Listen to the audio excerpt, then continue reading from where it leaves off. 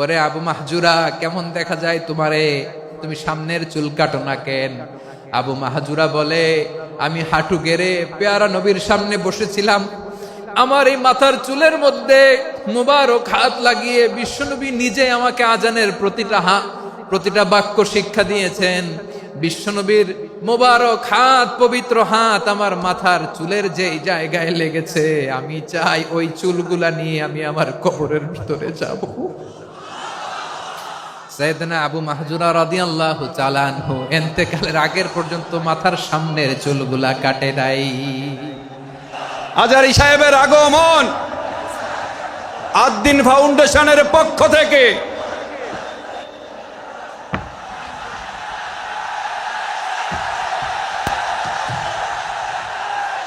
লিল্লাহে তাকবীর, লিল্লাহে তাকবীর। মিজান ভাইয়ের আগমন, শুভেচ্ছা স্বাগতম। মিজান ভাইয়ের আগমন, লিল্লাহে তাকবীর, লিল্লাহে তাকবীর। সম্মানিত হাজিরিন, আপনারা ভালো আছেন সবাই? শীতে কষ্ট হচ্ছে না? মাশাআল্লাহ। 3 দিন ব্যাপী তাফসীরুল কোরআনের প্রোগ্রামের সমাপনী রজনী আজকে। আমি খুব লম্বা সময় নিব না, এটা তো আমার বিভাগীয় প্রোগ্রাম। খুলনা বিভাগের প্রোগ্রাম পেয়ে গেছে যশোর। মাশাআল্লাহ, 9টা প্যান্ডেল আছে, এখানে ধাক্কাধাক্কির কোনো মানে হয় না। তোমরা ধাক্কাধাক্কি করবা, এই জন্য প্যান্ডেল করা হয় নাই 9টা। বসো, কোনো কথা নাই। অনেক আলোচনা হয়েছে 3 দিন ব্যাপী। দেশ বরেণ্য, প্রথিতযশা ওলামায়ে হযরতের মুখে আপনারা অসংখ্য কথা শুনেছেন। আমলের জন্য এগুলোই যথেষ্ট, নতুন করে আমার বলার কিছুর দরকার নাই। নতুন করে উপস্থাপনের মতো বলার মতো আমার কাছে কিছু নাইও। যা বলার 1500 বছর আগে আল্লাহ তাআলা উম্মাকে বলে দিয়েছেন, ঠিক কিনা? এমন কিতাব দান করেছে যে কিতাবে ভুল নাই, যতই পড়ি ততই শেখা যায়। বিয়ন্ডলেস, বাউন্ডলেস, বটমলেস, কুল কিনারা নাই, কুল কিনারাবিহীন সাগর। পড়েন সুবহানাল্লাহ। আসুন এখানে আসার, বসার, এই প্রোগ্রামে অংশগ্রহণ করার উদ্দেশ্যকে, নিয়তকে আমরা খালেস করে নেই। আজকে আমরা যা শুনবো, শিখবো, আমলের নিয়তে শুনবো, ঠিক কিনা বলেন? শেষ পর্যন্ত নীরবতা বজায় রাখবো। আমি উঠবো, আপনারা উঠবেন। এর আগে ওঠা যাবে না। স্কেডিউলে একটু চেঞ্জ এসেছে, এশার সালাত হয়নি। আমার আলোচনার পরপরই আজান হবে। এশার সালাতে আমরা জামাতে অংশগ্রহণ করে একসাথে বিদায় নেব ইনশাল্লাহ। বলেন, যে টপিকটি নিয়ে আমি আপনাদের সামনে আজকে কথা বলতে চাই, টপিকটি অনেক গুরুত্বপূর্ণ। টপিকটি হচ্ছে হিউম্যান রিসোর্স ডেভেলপমেন্ট, মানব সম্পদ উন্নয়ন। কারণ আল্লাহ তাআলা আমাদের যা দেখ আর না দেখ এটা দিছে। মানুষ আর মানুষ, 18 কোটি মানুষ, ঠিক কিনা? এই 18 কোটির জনসংখ্যার দেশে বসবাস করে আমরা খুশি না বেজার? খুশি হইতে হবে, বেজার হইেন না। জাপানের খবর জানেন? তাদের গ্রোথ রেট নিচের দিকে, উল্টো। জনসংখ্যা নাই, বাচ্চা নিলে, সন্তান নিলে গভর্নমেন্ট তাদের টাকা দেয়। আমাদেরকে আল্লাহ তাআলা দয়া করে, মায়া করে এই সম্পদটা দিয়েছেন। এই মানব সম্পদকে যেন আমরা কাজে লাগাই ইনশাআল্লাহ। পড়েন সবাই। হিউম্যান রিসোর্স ডেভেলপমেন্ট অনেক জনগুরুত্বপূর্ণ বিষয়, খুব সেনসিটিভ বিষয়। বুঝতে হবে যশোরের স্মার্ট ছেলেরা, এই যে আমি যাদেরকে দেখতে পাচ্ছি, all are the Gen Z of Jessore. যারা জেন জি, ওরা স্মার্ট, ওরা ইশারা ইঙ্গিতে কাজ করে। এই যে পুরো গদি উল্টায় দিছে, ঠিক কিনা? 24-এর ছাত্র নাগরিক অভ্যুত্থান আমাদের দেখিয়ে দিচ্ছে কিভাবে চোখের ইশারায় গদি উল্টে দিতে হয়। তো জেনজিদের নিয়ে বসেছে, ওরা তো স্মার্ট, ওরা ডিস্টার্ব করবে না। মেহরবানি করে আমার সাথে কানেক্ট করো, 1 to 1, brain to brain, eye to eye, eye contact করো আমার সাথে। তাকাও, কষ্ট হলো আমার দিকে তাকাও, আওয়াজ করা যাবে না, আমার দিকে তাকাও। প্রিয় ভাইয়েরা, হিউম্যান রিসোর্স ডেভেলপমেন্টের ব্যাপারে কিছু কথা বলবো। এই যে আমাদের বিশাল জনসংখ্যা, এই জনসংখ্যাকে কি করে জনসম্পদে রূপান্তরিত করা যায়, এ ব্যাপারে কথা বলবো। আমি সূরাতু বনী ইসরাইলের 70 নম্বর আয়াত তেলাওয়াত করেছি। এই আয়াতের আলোকে কিছু কথা আমি আপনাদের সামনে বলবো। আল্লাহ তাআলা ইরশাদ করছেন, ওয়ালাকাদ কাররামনা بني آدم وحملناهم في البر والبحر ورزقناهم من الطيبات وفضلناهم على كثير ممن خلقنا تفضيلا পড়েন আল্লাহু আকবার। রব্বুল আলামিন বলেন ওয়ালাকাদ কাররামনা বানি আদম, আমি বনি আদমকে সম্মানিত করেছি, বনি আদমকে মর্যাদা দিয়েছি। ওয়া হামালনাহুম ফিল বাররি ওয়াল বাহর, বনি আদমকে জলে স্থলে স্থলে এবং সমুদ্রে চলাচলের বাহন দিয়েছি। ওয়া রাযাকনাহুম মিনাত তাইয়্যিবাত, তাদেরকে পবিত্র রিজিকের বন্দোবস্ত করেছি। ওয়া ফাদ্দালনাহুম আলা কাসীরিম মিম্মান খালাকনা তাফদীলা, আর আমি আল্লাহ যাদেরকে সৃষ্টি করেছি তাদের মধ্য থেকে বনি আদমকে আমি শ্রেষ্ঠ বানিয়েছি।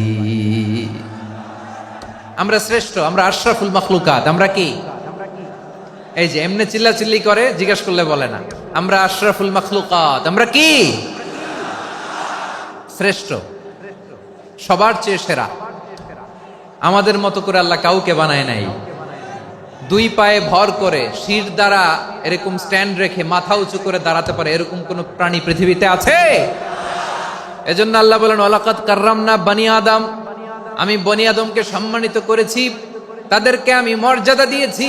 তাদেরকে আমি যত মর্যাদা দিয়েছি আমার কোন সৃষ্টিকে এত মর্যাদা দেই নাই। পড়েন সুবহানাল্লাহ।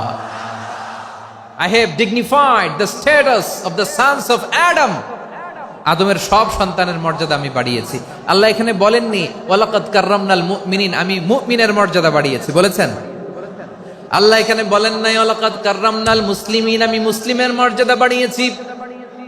আল্লাহ বলেছেন ওয়ালাকাদ কাররামনা বানি আদম, আমি বনি আদমের সম্মান বাড়িয়েছি। হোক সে মুমিন কিংবা কাফের, মুসলিম কিংবা মুশরিক, আস্তিক কিংবা নাস্তিক, আরব কিংবা অনারব, যেই হোক না কেন আদম সন্তান সবগুলার মর্যাদা বাড়ায় দিয়েছে কে? সবার মর্যাদা আল্লাহ বাড়িয়েছে। মানুষ হিসেবে মর্যাদা। বিশ্বনবী সাল্লাল্লাহু আলাইহি ওয়াসাল্লাম ইহুদির লাশ দেখে দাঁড়িয়ে গেলেন। কার লাশ?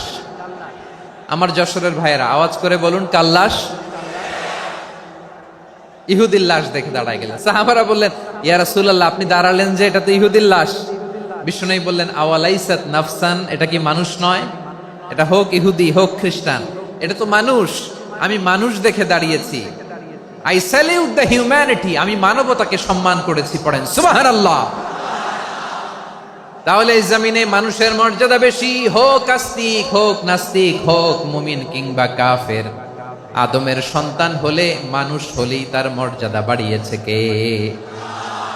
আমার কলিজার টুকরা যশোরের ভাইয়েরা, মানুষের মর্যাদা আল্লাহ এত বাড়িয়েছেন, মানুষ জীবিত থাকলেও যেমনি মর্যাদাবান, মরে গেলেও মর্যাদাবান। সুবহানাল্লাহ পড়েন।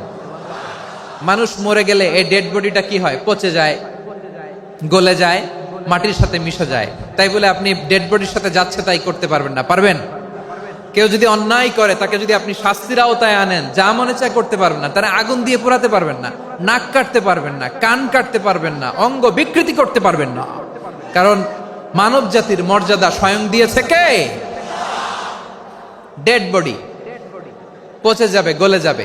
তারপরে ইসলাম বলে না, খবরদার, এই মরা লাশটারও একটা মর্যাদা আছে না নাই? ইসলাম বলে এই লাশটা গলে যাবে, পচে যাবে, কিন্তু এটার অমর্যাদা করো না। কর্পূর দিয়ে, খেজুর পাতা দিয়ে এটাকে ওয়ার্ম ওয়াটার দিয়ে, গরম পানি দিয়ে ধৌত করো। সাদা শুভ্র ধবধবে কাপড় দিয়ে লাশটাকে তুমি কাভার করো। তারপরে খাটিয়ার মধ্যে লাশটাকে রেখে বিশাল একটা প্রোগ্রাম করো, একটা ফিউনারাল প্রোগ্রাম করো। ওই প্রোগ্রামের ডানে বায়ে পেছনে লাশটারে রাখলে হবে না, প্রোগ্রামের একেবারে সামনটাতে তুমি লাশটাকে রাখো। সুবহানাল্লাহ। একটা ফিউনারাল প্রোগ্রাম করতে হবে, তাকে শেষ বিদায় জানাতে হবে, যেটাকে আমরা জানাজা বলি। কি বলি? জানাজা মানে মাইয়েতের জন্য দোয়া, তার জন্য দোয়া করা হয়। তাকে একটা সিস্টেমেটিক অর্ডারে কবরে রাখা হয়, সুন্দরভাবে সেটাকে কবরস্থ করা হয়, মাটি দেয়া হয়, পানি দেয়া হয়। তার মানে মরে গেলেও মানুষের সম্মান বাড়ায় দিয়েছে কে? এজন্য আল্লাহ বললেন ওয়ালাকাদ কাররামনা বানি আদম, বনি আদমের সম্মান মর্যাদা আমি আল্লাহ বাড়িয়ে দিয়েছি। মানুষের সম্মানে তুমি কখনো আঘাত করো না, ঠিক কিনা?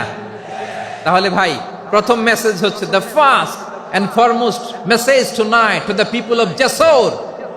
আল্লাহ বলেন, I have dignified the status of son of Adam. আমি বনি আদম সবার মর্যাদা বাড়িয়ে দিয়েছি, হোক আস্তিক নাস্তিক, হোক কাফের কিংবা মুশরিক, তার মর্যাদা বাড়াই দিছে কে? যখন বন্যা হয় আমরা ত্রাণ নিয়ে যাই, আমরা শুধু মুসলমানদেরকে ত্রাণ দেই নাকি? হ্যাঁ, আমরা মুসলমানকেও দেই, অমুসলমানকেও দেই, হিন্দুকেও দেই, বৌদ্ধকেও দেই। যেখানেই মানবতা বিপন্ন সেখানে ইসলামের হেল্পিং হ্যান্ড আছে না নাই? সুবহানাল্লাহ, কি দিন আমরা পেয়েছি, কি বিধান আমরা পেয়েছি। ওয়ালাকাদ কাররামনা বানি আদম, আমি বনি আদমকে সম্মানিত করেছি। এরপর আল্লাহ বললেন, ওয়া হামালনাহুম ফিল বাররি ওয়াল বাহর, মানুষকে স্থলে এবং সমুদ্রে চলাচলের বাহন আমি দিয়েছি। স্থলে কিভাবে চলবে, জলে কিভাবে চলবে, এই বাহনের ব্যবস্থা করেছে কে? এই জেনজি, এই স্যামড়া, ইরাম করতেছো কিসের জন্য? হ্যাঁ, ইরাম করলে চলবি? হ্যাঁ, বস বস বস বস, আওয়াজ করতেছো কেন? দিবা না, কথা বলতে দিবা না আমাকে?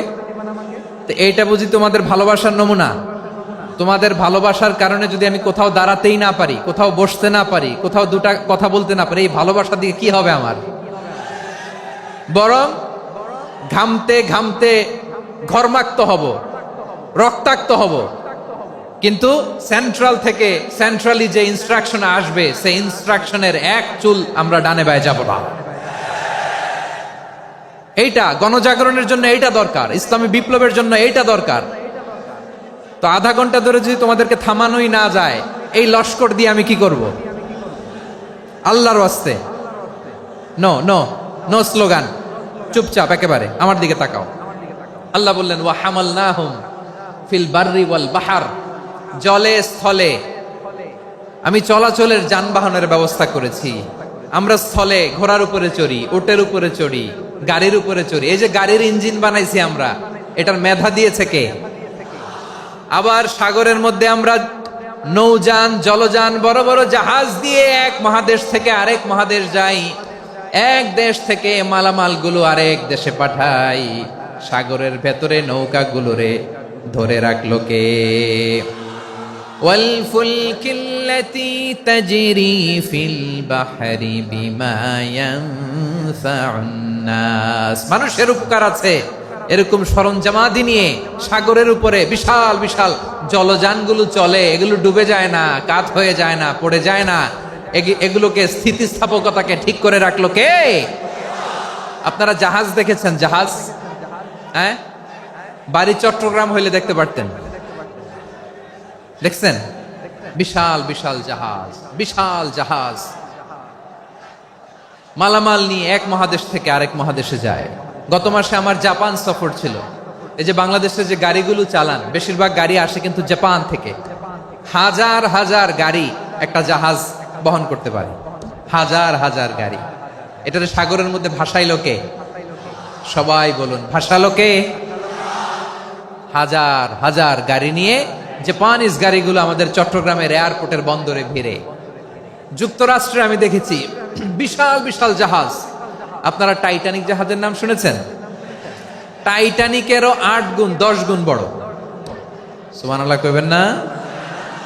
টাইটানিক জাহাজের 8 গুণ 10 গুণ বড় একটা জাহাজ আছে, আইকন অফ দ্য সি, আমি দেখে এসেছি। রয়্যাল ক্যারিবিয়ান দেখে এসেছি। সাগরের সামনে জেটিতে যখন দাঁড়ালাম, জাহাজটা যখন যায়, আমার মনে হচ্ছে একটা শহর, গোটা শহর, the entire city is floating on the water. পুরো একটা শহর মনে হয় পানির উপর দিয়ে ভেসে যাচ্ছে। পড়েন সুবহানাল্লাহ।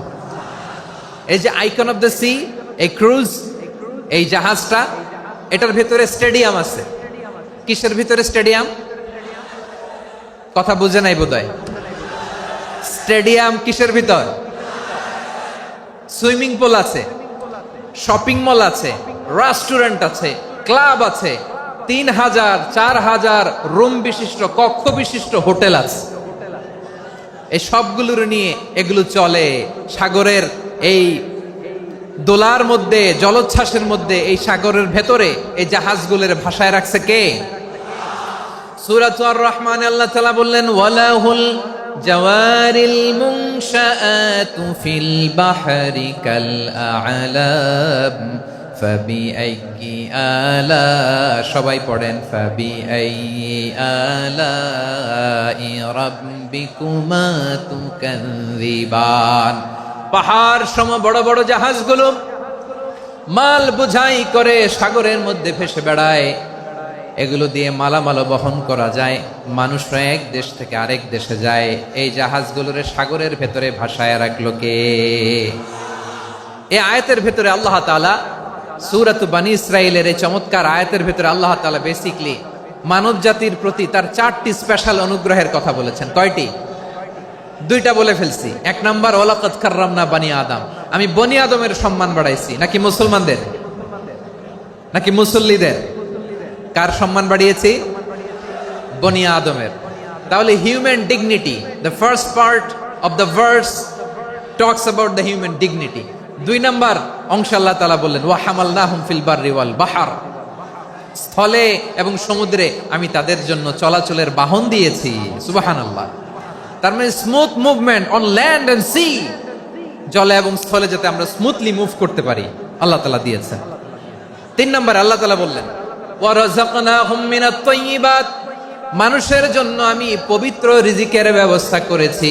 জলে এবং স্থলে যত প্রাণী আছে সবগুলা প্রাণীকে রিজিক দেয় কে? আমাদেরকে রিজিক দেয় কে? সাগরের মাছগুলোকে, বড় বড় তিমি মাছগুলোরে রিজিক দেয় কে?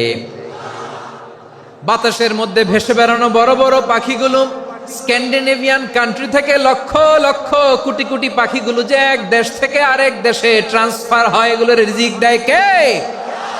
রব্বুল আলামিন বলেন ওয়ামা মিন দাব্বাতিন ফিল আরদি ইল্লা আলাল্লাহি রিজকুহা ওয়া ইয়ালামু মুস্তাকাররাহা ওয়া মুস্তাওদাআহা কুল্লুম ফি কিতাবিম মুবিন। আল্লাহু আকবার।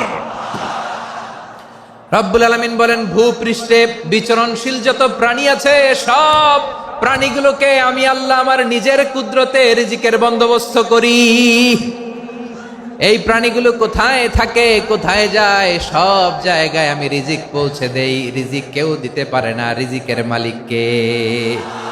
রিজিকের মালিক তিনি আল্লাহ। এজন্য আল্লাহ তাআলা বললেন ওয়া রাযাকনাহুম মিনাত তাইয়্যিবাত। এরপরে আল্লাহ বললেন ওয়া ফাদ্দালনাহুম আলা কাসীরিম মিম্মান খালাকনা তাফদীলা। আমি যত প্রাণী সৃষ্টি করেছি সকল প্রাণীর মধ্যে মানুষের মর্যাদা শ্রেষ্ঠত্ব আমি দিয়েছি। সুবহানাল্লাহ পড়েন। তাহলে 1 নম্বরে আল্লাহ বললেন আমি বনি আদমের মর্যাদা বাড়ালাম। এরপরে বললেন স্থলে এবং সমুদ্রে চলাচলের জন্য যানবাহন দিলাম। 3 নম্বরে আল্লাহ বললেন পবিত্র রিজিকের ব্যবস্থা করে দিলাম। এরপরে আল্লাহ বললেন যত প্রাণী আছে, সৃষ্টি আছে, সবগুলার উপরে আমি মানুষকে শ্রেষ্ঠত্ব দিলাম। সুবহানাল্লাহ। তাহলে সবচেয়ে বেশি শ্রেষ্ঠত্ব মানুষের। কার? মানুষের। শুধু তাই নয় প্রিয় ভাইরা, আকাশ এবং জমিনে যা কিছু আছে সবকিছু মানুষের জন্য, মানুষের কল্যাণে, মানুষের প্রয়োজনে, মানুষের বশীভূত করে সৃষ্টি করেছেন কে? রব্বুল আলামিন বলেন হুয়াল্লাযী খালাকা লাকুম মা ফিল আরদি জামিআ। এই জমিনের মধ্যে যা কিছু আমি আল্লাহ সৃষ্টি করেছি সব কিছু আমি মানুষের জন্য সৃষ্টি করেছি। পড়েন সুবহানাল্লাহ। হুয়াল্লাযী খালাকা লাকুম মা ফিল আরদি জামিআ, যা আছে সব আমাদের জন্য, সব আমাদেরকে সার্ভিস দেওয়ার জন্য, আমাদের উপকারের জন্য, আমাদের কল্যাণের জন্য। আওয়াজ করে সবাই পড়ুন আল্লাহু আকবার। অন্য আয়াতে আল্লাহ বললেন ওয়াসাখখারা লাকুম মা ফিস সামাওয়াতি ওয়া মা ফিল আরদি জামিআম মিন ইন্না ফি যালিকা লাআয়াতিন লিকাউমি ইয়াতাফাক্কারুন।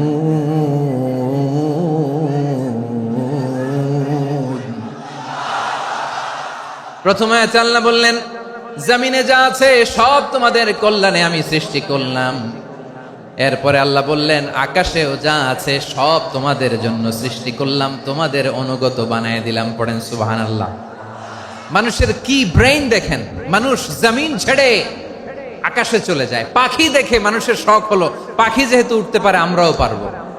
অরবিল রাইট, উইলবার রাইট, দুই ভাই মিলে আঁকাঝোঁকা করতে করতে করতে করতে প্লেন বানায় ফেললো। কোন সুবহানাল্লাহ। এখন পাখিও ওরে, আমরাও ওরি। এরপরেই মানুষের কৌতূহল থামে না এখানে, মানুষ চলে গিয়েছে চাঁদে। কোথায় গেছে? এখন কিন্তু চাঁদে জমি বিক্রি হয় জানেন। পৃথিবী নিয়ে মারামারি শেষ, রাশিয়া আমেরিকা এখন ধরছে চাঁদ আর মঙ্গল গ্রহ। এখন চাঁদে জমি বিক্রি হয়, মঙ্গলে জমি বিক্রি হয়। এই চাঁদ, মঙ্গল, বৃহস্পতি, শনি সব আল্লাহ তাআলা আমাদের জন্য বানিয়েছেন। সুবহানাল্লাহ পড়েন। মানুষ সাগরের উপরে চড়ে, শূন্যে ভেসে বেড়ায়, পাহাড় কেটে সুড়ঙ্গ বানায়, টানেল বানায়। মানুষ ব্রডব্যান্ডের লাইন নিয়ে যায় সাগরের ভেতর দিয়ে, এক দেশ থেকে আরেক দেশে, এক মহাদেশ থেকে আরেক মহাদেশে। সুবহানাল্লাহ পড়েন। তার মানে গোটা বিশ্বের সবকিছুর উপরে control, superiority over all creatures, সবকিছুর উপর কন্ট্রোল, মনিটরিং, নিয়ন্ত্রণ, এটা প্রতিষ্ঠা করে দিয়েছে কে? এজন্যই মানুষের শ্রেষ্ঠত্ব। ওয়ালাকাদ কাররামনা বানি আদম, আমি বনি আদমের সম্মান বাড়িয়েছি, মর্যাদা আমি বাড়িয়ে দিয়েছি। এই কারণে, কারণ মানুষ সবকিছুর উপর নিয়ন্ত্রণ নিতে পারে। মানুষকে নিয়ে এই কোরআনের সব আলোচনা, মানুষকে নিয়ে এই কোরআনের সব। তাই কোরআনের কেন্দ্রীয় আলোচ্য বিষয় হচ্ছে মানুষ। কোরআনের কেন্দ্রীয় আলোচ্য বিষয় কি? যশোরের ভাইয়েরা বুঝে থাকলে সবাই বলবেন, কোরআনের কেন্দ্রীয় আলোচ্য বিষয় কি? এই যে আমি মূল আলোচনায় যাচ্ছি এখন। কেন মানুষ কোরআনের কেন্দ্রীয় আলোচ্য বিষয়? এই যে ভাইয়েরা, এই যে হাত জোর করে, এই যে Jessore Gen Z, the smart people of Jessore, হাত জোর করে বলতেছে, হাত জোর করে তোদের কাছে আল্লাহর দোহাই লাগে, স্টপ স্টপ। শুরুতে একবার বলেছে, জায়গা না হলে আস্তে আস্তে ধাক্কা দিবা, সামনে না পিছনে, দিয়ে দিয়ে বেরোয় চলে যাও। এলইডিতে দেখো, এই যে এই যে আল্লাহর ওয়াস্তে, জায়গা না হলে ওদিকে যাও। কোরআনের মাহফিলে বিশৃঙ্খলা, এটা কাফিরদের আলামত। কাফিররা শীষ দিত, শীষ। বিশ্বনবী কোরআনের তাফসির করলে কাফিররা শীষ দিত আর ক্ল্যাপিং করত, হুইসেল এন্ড ক্ল্যাপিং। তো আমরা কি এখানে বিশৃঙ্খলা করতে আসছি? তো বারবার থামানো লাগে কেন? কোনো আওয়াজ হবে না, বললাম তো, স্টপ। আওয়াজ করে বলুন, কোরআনের কেন্দ্রীয় আলোচ্য বিষয় কি? সবাই বলেননি। এতগুলো মানুষ উত্তর দিলে এতটুকু আওয়াজ হয়, অন্তত আমি বিশ্বাস করি না। যশোর, আওয়াজ করে বলো, কোরআনের কেন্দ্রীয় আলোচ্য বিষয় কি? মানুষ। এই মানুষ কোরআনের কেন্দ্রীয় আলোচ্য বিষয়। মানুষকে আল্লাহ স্বাধীনতা দিয়েছেন। ফামান শাআ ফালইউমিন ওয়া মান শাআ ফালইয়াকফুর।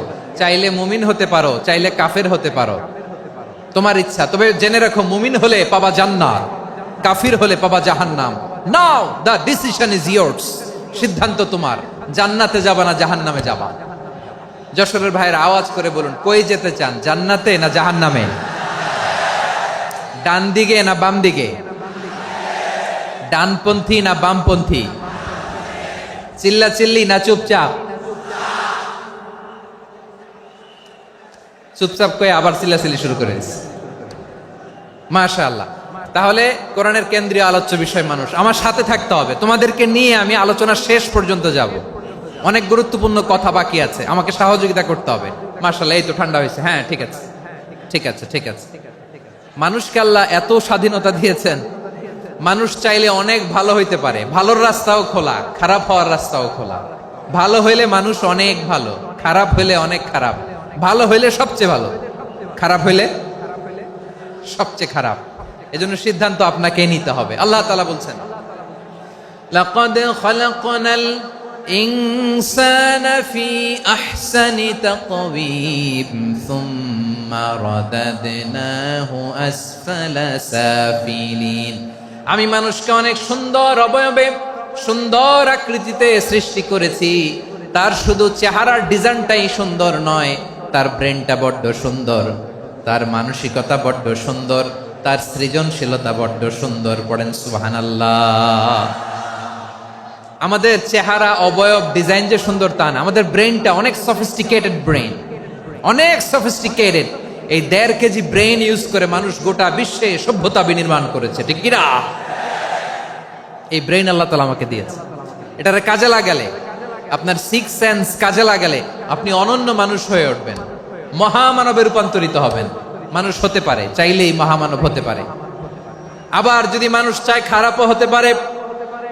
আল্লাহ বললেন শুধু ভালোই না, ভালো হতে চাইলে অনেক ভালো তুমি হতে পারো, আবার খারাপ হতে চাইলে অনেক খারাপ তুমি হতে পারো।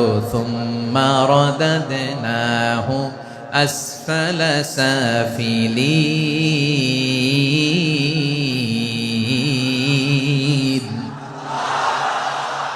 খারাপ হলে একেবারে খারাপ হতে পারো, নিকৃষ্ট হলে একেবারে নিকৃষ্ট হতে পারো, ভালো হলেও ভালো হতে পারো। কোন সুবহানাল্লাহ।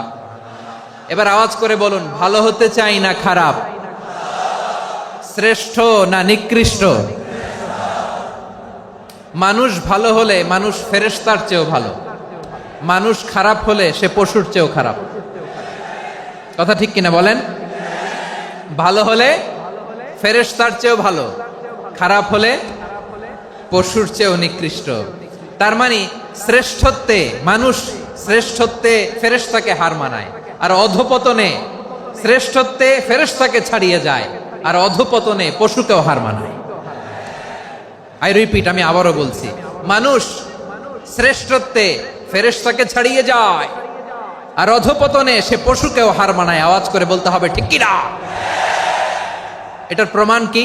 মানুষ শ্রেষ্ঠ হইলে যে ফেরেশতার চেয়েও সেরা, তার প্রমাণ কি? আল্লাহ তাআলা বলছেন, ওয়া ইয কুলনা লিল মালাইকাতি ইসজুদু লিআদাম ফাসাজাদু ইল্লা ইবলিস আবা ওয়াস্তাকবারা ওয়া কানা মিনাল কাফিরিন। আল্লাহ বলেন, স্মরণ করো সে সময়ের কথা যখন আমি ফেরেশতাদেরকে বললাম, ও ফেরেশতারা আদমকে সেজদা দাও। সব ফেরেশতারা সম্মান সূচক সেজদা আদমকে দিল, তারা আদমের জন্য সেজদায় লুটিয়ে পড়লো, একজন ছাড়া, তার নাম ইবলিস। আওয়াজ করে বলেন তার নাম কি? সে অহংকার প্রদর্শন করলো, সে কাফের হয়ে গেল, বাকি সব ফেরেশতারা সেজদা দিল। সুবহানাল্লাহ। আবার আদম আলাইহিস সালামকে আল্লাহ জিজ্ঞেস করলেন, সব বলে দিল উত্তর, কিন্তু ফেরেশতাদেরকে একই প্রশ্ন জিজ্ঞেস করলেন, তারা উত্তর করতে পারে নাই। তার মানে এর মধ্য দিয়ে প্রমাণিত হয়, মানুষ ভালো হলে ফেরেশতার চেয়েও ভালো, ফেরেশতার চেয়েও মানুষের মর্যাদা বাড়িয়ে দিয়েছে কে? সব নূরের ফেরেশতা যখন মাটির আদমকে সেজদা দেয়, এটা প্রমাণ করে ফেরেশতার চেয়েও মানুষের মর্যাদা বাড়িয়ে দিয়েছে কে? তুমি মাটির আদমকে প্রথম সৃষ্টি করিয়া ঘোষণা করিয়া দিলে শ্রেষ্ঠ বলিয়া, তাই তো নূরের ফেরেশতা করে আদমকে সেজদা। ঠিক কিনা বলেন? তাই তো নূরের ফেরেশতা করে আদমকে সেজদা, সবার চেয়ে সম্মান দিলে মাটির আদমকে। আল্লাহু আল্লাহু তুমি জাল্লে জালালুহু, শেষ করা তো যায় না গে তোমার গুণগান। পড়েন না? পড়েন। আল্লাহু আল্লাহু তুমি জাল্লে জালালুহু, শেষ করা তো যায় না গে তোমার গুণগান। আল্লাহু আল্লাহু। আল্লাহু আকবার। আদমের মর্যাদা বেশি, মানুষের মর্যাদা বেশি, মানুষ শ্রেষ্ঠ, তার প্রমাণ নূরের ফেরেশতা মাটির আদমকে সেজদা করে। আওয়াজ করে বলেন ঠিক কিনা? তাহলে মানুষ ভালো হলে ফেরেশতার চেয়ে ভালো, আবার মানুষ যদি খারাপ হয় সে পশুর চেয়েও খারাপ, অধপতনে পশুত্বকে হার মানায়। তার প্রমাণ, তার প্রমাণ কি? তার প্রমাণ হচ্ছে যশোরের ভাইরা দেখবেন পত্রিকায় নিউজ পেপারে মাঝে মাঝে এরকম দেখা যায়, এক মানুষ আরেক মানুষকে হত্যা করে 20 টুকরা করে বস্তার ভিতরে ভরেছে। আপনারা এই নিউজ পড়েন নাই না? দেখেন নাই? দেখছেন? মানুষ মানুষকে হত্যা করে কয় টুকরা? জোরে বলেন। এখানেই ক্ষান্ত হয় না, আবার কোথায় ভরছে? বস্তার ভেতরে। আচ্ছা, বুঝে থাকলে আওয়াজ করে বলেন, কোনদিন শুনছেন একটা হাতি আর একটা হাতিকে হত্যা করে 20 টুকরা করছে, এরপরে বস্তার ভিতরে ভরছে? হয়েছে? তাহলে দেখেন, মানুষ যদি খারাপ হয় সে পশুকেও হার মানায়। চিল্লায় বলো ঠিক কিনা? এমনও দুশ্চরিত্র মানুষ আছে যার বদ নজর থেকে, যার নজর থেকে 6 মাসের ছোট্ট মেয়ে থেকে শুরু করে 80 বছরের বৃদ্ধারাও নিরাপদ নয়। পশুকেও হার মানে। মানুষ মানুষের ঘর জ্বালিয়ে পুড়ে মেসাকার করে দেয়, জনপদের পর জনপদ জ্বালায় দেয়, এরকম আছে না নাই? বোমা মেরে শহরগুলো উড়িয়ে দেয়। এই যে ইসরায়েল গাজার মধ্যে যে অ্যাটাক করেছে, এরা মসজিদ মানে নাই, মসজিদে বম ফেলেছে। এরা খ্রিস্টানদের চার্চ গির্জা মানে নাই, গির্জায় বম ফেলেছে। পৃথিবীর ইতিহাসে never happened in the history of the world that someone bombed on a hospital, on a ICU center. এমন হাসপাতাল যেখানে আইসিইউর রোগীরা আছে, ওই হাসপাতালের উপরও ইসরায়েলি সৈনিকেরা বোমা মেরেছে। জোরে বলেন ঠিক কিনা? এরা মানুষ? আওয়াজ করে বলেন, এরা মানুষ না। প্রিয় ভাইয়েরা, চোখ কান নাক মুখ থাকলেই মানুষ না। যা সামনে দেখেন এগুলো সব মানুষ না, এগুলো জনসংখ্যা। এগুলো কি? সবাই বলুন, এগুলো কি? বাড়ছে জনসংখ্যা, কমছে মানুষ। বাড়ছে জনসংখ্যা, কমছে। এই দুনিয়া এখন তো আর সেই দুনিয়া নাই, মানুষ নামের মানুষ আছে, দুনিয়া বোঝাই, সেই মানুষের ভিড়ে আমার আসল মানুষ নাই। ঠিক কিনা? আসল মানুষের বড্ড অভাব, আসল মানুষের বড্ড অভাব। আমার ভাইয়েরা, মানুষ খারাপ হলে পশুকেও হার মানায়। আচ্ছা, আওয়াজ করে বলেন, এই যশোরের ছেলেরা এদিক তাকাও, আওয়াজ করে বলো, যে ইসরায়েলি সোলজাররা উপর থেকে বোমা মারলো, তারাও মানুষ? তারাও কি? ওরাও রক্তে মাংসে মানুষ, ওদেরও পরিবার আছে। বোমা মেরে যেই মেয়েটাকে তারা অনাথ বানায়, ইয়াতিম বানায়, ও কিন্তু বাসায় ওর মেয়েটাকে রেখে আসছে। ঠিক কিনা বলেন?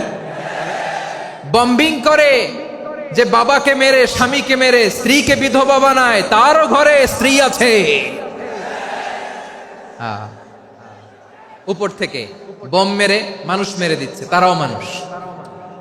1945 সালের 6 আগস্ট আমেরিকান সোলজাররা হিরোশিমায় বম মেরেছে। আমি নিজে দেখে এসেছি জাপানের হিরোশিমাতে। সকাল 8:15 মানুষ কেউ অফিসে যাচ্ছিল, কেউ খেতে খামারে কাজ করতে যাচ্ছিল। লিটল বয় নামে একটা বোম মেরেছে তারা। এই বোমের আঘাতে, পারমাণবিক এই বোমার রেডিয়েশনে আঘাতে, বোম ব্লাস্ট হওয়ার পরে মুহূর্তের মধ্যে 1,40,000 নাই। উপর থেকে যারা মারতেছে এরাও মানুষ, যাদেরকে মারলো তারাও। তার মানে মানুষে মানুষে পার্থক্য আছে না? নেই? মানুষে মানুষে পার্থক্য আছে। নাক কান চোখ মুখ থাকলেই মানুষ নয়। বাড়ছে জনসংখ্যা, কমছে মানুষ। চিল্লায় বলো ঠিক কিনা? তাহলে আমরা বুঝলাম, মানুষ ভালো হলে অনেক ভালো, খারাপ হলে অনেক খারাপ। ও আমার কলিজার টুকরা যশোরের ভাইয়েরা, আসুন না 3 দিন ব্যাপী এই তাফসিরুল কোরআনের ঐতিহাসিক প্রোগ্রাম থেকে আমরা সিদ্ধান্ত নেই, আমরা ভালো মানুষ হব নাকি খারাপ মানুষ হব। কলিজা থেকে, প্রাণ থেকে আওয়াজ করে সবাই বলুন, ভালো মানুষ নাকি খারাপ মানুষ? ভালো মানুষ হইতে হবে। ভালো মানুষ যারা জগৎটাকে এনলাইটেন করবে, যারা এনলাইটেন করবে, যারা সত্যের বীর সেনানী হয়ে দাঁড়াবে, যারা সত্যের পক্ষে কথা বলবে, যারা জালিমের মসনদকে ভেঙে খান খান করে দেবে। এরকম হওয়ার দরকার আছে না নাই? এরকম ভালো মানুষ আমরা হতে চাই কি চাই না? মানুষকে যত্ন নিলে মানুষ যে কত ভালো হয় আপনি কল্পনাও করতে পারবেন না। এই যে আপনাদের যশোরে যে ভালো ছেলেগুলো আছে, যে ভালো তরুণগুলো আছে, যে যুবকগুলো আছে, যে ভালো আলেমরা আছে, ভালো নেতারা আছে, সবাই যদি তাদের মতো হতো, পুরো যশোরটা একটা জান্নাতের টুকরা হয়ে যেত। আওয়াজ করে বলেন ঠিক কিনা?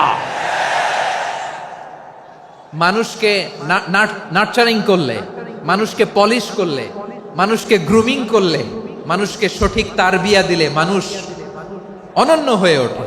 প্রতিটি মানুষ অনন্য। আমি অনন্য, আপনি অনন্য, আমরা সবাই অনন্য। সুবহানাল্লাহ বলেন। মানুষকে আল্লাহ তাআলা দিয়েছেন অসীম ক্ষমতা, অসীম ক্ষমতা। সুবহানাল্লাহ। একটা মানুষ পারে না এমন কিছু নাই। একটা মানুষ পারেন এমন কিছু নাই। বিশ্বাস করতে হবে, মানুষ যা কল্পনা করতে পারে ওইটা মানুষ করে দেখাতে পারে। যশোরের ভাইয়ের, আই রিপিট, আমি আবারও বলছি, এই চিল্লাচিল্লি করলে আমার এই গুরুত্বপূর্ণ কথা তোমরা মিস করবা। আমরা যখন আমার পিতার পৃষ্ঠদেশে ছিলাম, পিতার পৃষ্ঠদেশ থেকে শুক্রাণু যখন মায়ের গর্ভদেশে যেয়ে পড়ে, কতটা শুক্রাণু ভ্রমণ শুরু করে জানো? 20 কোটি শুক্রাণু। একবার সিমেন আউট হলে সেখানে 20 কোটি শুক্রাণু থাকে, ভ্রমণ শুরু করে। ওই 20 কোটি শুক্রাণুর মধ্য থেকে তুমি আমি আজকে এক বিকশিত শুক্রাণু মানব রূপে পৃথিবীতে এসেছি। সুবহানাল্লাহ। ওই 20 কোটি শুক্রাণুর প্রতিযোগিতায় সবাইরে পেছনে ফেলে সেদিন আমি সফল হয়েছিলাম, সেদিন আমি বিজয়ী হয়েছিলাম। সেদিন আমি এত ছোট ছিলাম, মাইক্রোস্কোপ দিয়েও আমার অস্তিত্ব টের পাওয়া যায় না। আমি এত তুচ্ছ ছিলাম, নগণ্য ছিলাম, আমার কান ছিল না, আমার চোখ ছিল না, আমার হাত ছিল না, আমার জন্য রিকমেন্ডেশন করার মতো মামু ছিল না, খালা ছিল না, কেউ ছিল না। তারপরেও ওই প্রতিযোগিতায়, ওই কম্পিটিশনে যখন আমারে কেউ হারাতে পারে নাই, আল্লাহর জমিনেও আমারে কেউ হারাতে পারে না। হারার জন্য তোমার জন্মই হয় নাই, তুমি আসছই জিতার জন্য। সুবহানাল্লাহ। বিশ্বনবী বলেন, আন্নাসু মাআদিন কামাআদিনি যাহাবি ওয়াল ফিদ্দা খিয়ারুহুম ফিল জাহিলিয়াতি খিয়ারুহুম ফিল ইসলাম। Peoples are like mines of gold and silver. সোনার খনি, রূপার খনি, এর চেয়েও বড় খনি হচ্ছে এই মানব সম্পদের খনি। আওয়াজ করে বলেন আল্লাহু আকবার। আল্লাহ তাআলা এই সম্পদ আমাদেরকে দিয়েছে। বিশ্বনবী বলেন, মানুষ হচ্ছে খনির মতো। খিয়ারুহুম ফিল জাহিলিয়াতি খিয়ারুহুম ফিল ইসলাম। জাহিলি যুগে যারা সেরা, ইসলামেও তারা সেরা। ইদা ফাকুহু, যদি তারা বুঝবান হয় তাহলে তাদেরকে সেরা বানায় দিবে কে? তাহলে মানুষের চেয়ে সেরা কেউ হতে পারে? মানুষের চেয়ে অনন্য কেউ হতে পারে? মানুষকে কেউ হারাতে পারে? আওয়াজ করে বলো, তোমাকে কেউ হারাতে পারবে? এই সাহস জাগছে আজকের আলোচনা থেকে। আমি তুমি অনন্য, আমাকে তোমাকে হারায়া দেওয়া এত সহজ না, ঠিক কিনা? একটা কথা জীবনের সাথে সেট করে নিতে হবে, আমি জিতি নয় শিখি, আমি কখনো হারি না। জীবনের সাথে সেট করে নাও, জেনজি অফ জেসর, আমি কখনো হারি না, আমি হয় জিতি নয় শিখি। চিল্লায় বলো ঠিক কিনা? আমি কখনো হারি না, আমার হারানো এত সোজা না। কি সাহস জাগছে? বুকে সাহস জাগছে? তাকবীর পড়ো, লিল্লাহে তাকবীর। তাহলে বিশ্বনবী বললেন, নাসু মাআদিন, মানুষ হচ্ছে খনি। এই ধাক্কা ধাক্কি, আমি জানি এগুলো ভালোবাসার ধাক্কা ধাক্কি, এজন্য আমি সহ্য করে নেই। এগুলো যে ভালোবাসার ধাক্কা ধাক্কি, এটা আমরা বুঝি। পৃথিবীর কোন আইন, সিকিউরিটি প্রটোকল দিয়ে এটারে মানানো যাবে না, কারণ এটা তো ভালোবাসা, লাভ। লাভ কোনো আইন কানুন দিয়ে বাধা যায় না, মানানো যায় না, ঠিক কিনা বলো?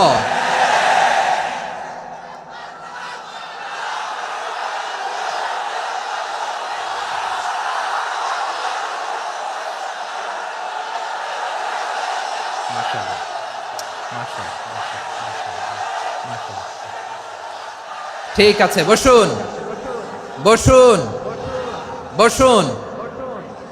আল নাসু মাআদিন, মানুষ হচ্ছে খনি। এই খনির যত্ন নিতে হবে। আমার মা বাবা যারা এসেছেন, আপনার ছেলে মেয়ের যত্ন নেন। আপনার ছেলের মধ্যে যে কি পটেনশিয়াল আপনি জানেন না। আপনার এই ছোট্ট অবুজ ছেলেটাই আগামী দিনের শায়েখ আহমদুল্লাহ হবে। আপনার হেফজখানায় পড়া ওই ছোট্ট ছেলেটাই আগামী দিনের আল্লামা মামুনুল হক হবে। আপনার ওই ছেলেটা আমির হামজা হবে, আব্দুল হাই সাইফুল্লাহ হবে। এভাবে বড় বড় আলেম হবে, তারা যুগশ্রেষ্ঠ আলেম হবে। সেই একদিন এই বাংলাদেশের পার্লামেন্টে যে বক্তব্য দিয়ে যশোরের পক্ষে কথা বলবে।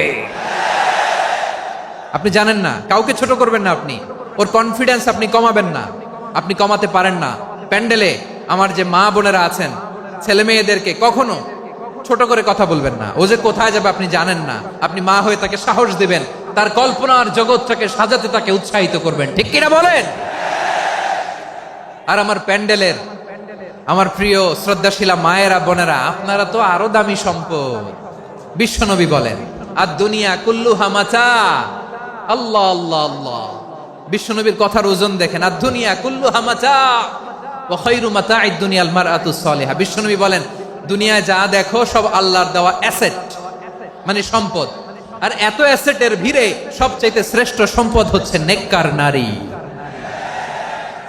সুবহানাল্লাহ। ভাইয়েরা বোনের সাথে খারাপ আচরণ করো না, সন্তান মায়ের সাথে খারাপ আচরণ করো না। আমাদের মায়েরা আমাদের asset, they are our priceless asset. কারণ এই মায়েদের পেটে এসেছে আল্লাহর ওলিরা, এই মায়েদের পেটে এসেছে খান জাহান আলী, এই মায়ের পেটে এসেছে শাহজালাল ইয়ামানি, এই মায়ের পেটে এসেছে আল্লাহর সব নবীরা। নাকি নবীরা আকাশ থেকে ধপ করে জমিনে নেমে আসছে? মায়ের পেটে আসছে। এই মায়ের পেটগুলো খনি। আমার সম্মানিতা মায়েরা বোনেরা, নিজেকে ইসলাম দিয়ে সাজান, নিজেকে ইসলাম দিয়ে সাজান, নিজেকে পবিত্র রাখুন, নিজের আব্রু ইমান ইজ্জতের হেফাজত করুন, কোরআন পড়ুন, সুন্নাহ পড়ুন। আপনি জানেন না আপনার গর্ভে কে আসছে, কোন ক্ষণজন্মা পুরুষকে আল্লাহ তাআলা আপনার গর্ভে পাঠাবে আপনি জানেন না। মায়েরা নিজেদেরকে পবিত্র রাখুন, ইসলাম চর্চা করুন, কোরআন চর্চা করুন, নৈতিকতা দিয়ে নিজেকে সাজান। যশোরের জেনজি, নিজেদেরকে প্রস্তুত রাখো আগামীর বাংলাদেশের জন্য। নৈতিকতা, মোরালিটি, ভ্যালিউজ দিয়ে নিজেকে সাজাও, ইসলাম দিয়ে নিজেকে সাজাও। কারণ আগামীর বাংলাদেশ ইসলামের বাংলাদেশ। বাংলাদেশের আসল পরিচয় ইসলাম। বাংলাদেশের আসল পরিচয় কি? সবাই বলে না। বাংলাদেশের আসল পরিচয় কি? এই ইসলাম নিয়ে আমরা সংসদ ভবন সাজাবো, রাজি আছি না নাই? শেকড় ভুলে যাওয়া যাবে না। আমরা ধাপে ধাপে শারিয়া আইনের দিকে যাব ইনশাআল্লাহ, কিন্তু জঙ্গিবাদ দিয়ে নয়, কট্টর পন্থা দিয়ে নয়। আমরা ইন্টেলেকচুয়ালি, গ্রাজুয়ালি, ধাপে ধাপে শারিয়া আইনের দিকে মুভ করব ইনশাআল্লাহ। বলো লিল্লাহি তাকবীর। এদেশের আসল পরিচয় সবাই বলে না, আওয়াজ করে, এদেশের আসল পরিচয়। এদেশে আজান শুনে সূর্য ওঠে শহর গ্রামে, এদেশে আজান শুনে সূর্য ডুবে সন্ধ্যা নামে, এদেশে সকল কাজে সবাই বলে বিসমিল্লাহ, এদেশে ভালো কিছু দেখে শুনে হাসি মুখে সবাই বলে মাশা আল্লাহ। সুবহানাল্লাহ, সুবহানাল্লাহ, সুবহানাল্লাহ, সুবহানাল্লাহ, সুবহানাল্লাহ, সুবহানাল্লাহ, সুবহানাল্লাহ, সুবহানাল্লাহ। ও নবীন তরুণ, তোমার কিসের এত ভয়? জেনে রেখো বাংলাদেশের আসল পরিচয়। বাংলাদেশের আসল পরিচয় ইসলাম। আওয়াজ তুলে বলো, আসল পরিচয় কি? এদেশে পরস্পরে দেখা হলে দেয় সালাম, এদেশে আমজনতার হৃদয় জুড়ে পাক্কালাম। ঠিক কি না? এদেশে বিপদ এলে সর্বজনে সর্বক্ষণে দোয়া পড়ে ইন্না লিল্লাহ, সুবহানাল্লাহ, সুবহানাল্লাহ, সুবহানাল্লাহ, সুবহানাল্লাহ। এদেশে আজান শুনে সূর্য ওঠে শহর গ্রামে, এদেশে আজান শুনে সূর্য ডুবে সন্ধ্যা নামে, এদেশে সকল কাজে সবাই বলে বিসমিল্লাহ, এদেশে ভালো কিছু দেখে শুনে হাসি মুখে সবাই বলে মাশা আল্লাহ। সুবহানাল্লাহ, আওয়াজ করে সুবহানাল্লাহ, সুবহানাল্লাহ, সুবহানাল্লাহ, সুবহানাল্লাহ। সবাই একসাথে সুবহানাল্লাহ, সুবহানাল্লাহ, সুবহানাল্লাহ, সুবহানাল্লাহ। এদেশের আসল পরিচয় কি? আওয়াজ করে বলতে ভয় লাগে। এদেশের আসল পরিচয় কি? ইসলাম দিয়ে আমাদের সংসদ ভবন চলুক, আমরা চাই কি চাই না? বঙ্গভবনে লা ইলাহা ইল্লাল্লাহর পতাকা উড়ুক, আমরা চাই কি চাই না? প্রতিটি জেলা অফিসে, ডিসি অফিসে লা ইলাহার পতাকা ঝুলুক, আমরা চাই কি চাই না? কারা কারা চাই হাত তুলে আল্লাহরে দেখায়।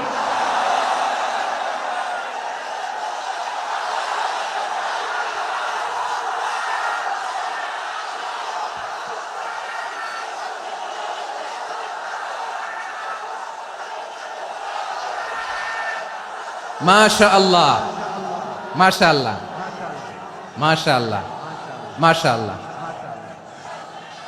যশোর, আওয়াজ করে বলো, ভালো মানুষ না খারাপ মানুষ?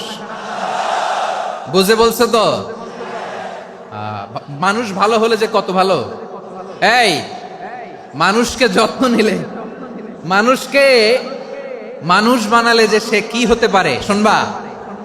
হ্যাঁ, নাকি মোনাজাত দিয়ে দিব? শুনবা? তাহলে থামতে হবে। থামো, আমি যখন বলবো থামো থামো, তাকবীরের সময় দিলে তাকবীর। থামো থামো। মানুষকে যত্ন নিলে, এই এদিকে এদিকে, ড্রোন নামায় ফেলো। হয়েছে, ড্রোনের ফুটেজ হয়ে গেছে, এবার ড্রোন নামায় ফেলো। আমার দিকে তাকাও। মানুষকে, তোমরা এদিক সেদিক তাকালে তো গুরুত্বপূর্ণ পয়েন্ট মিস হয়ে যাবে। এদিকে এদিকে, হ্যাঁ ঠিক আছে, এদিকে।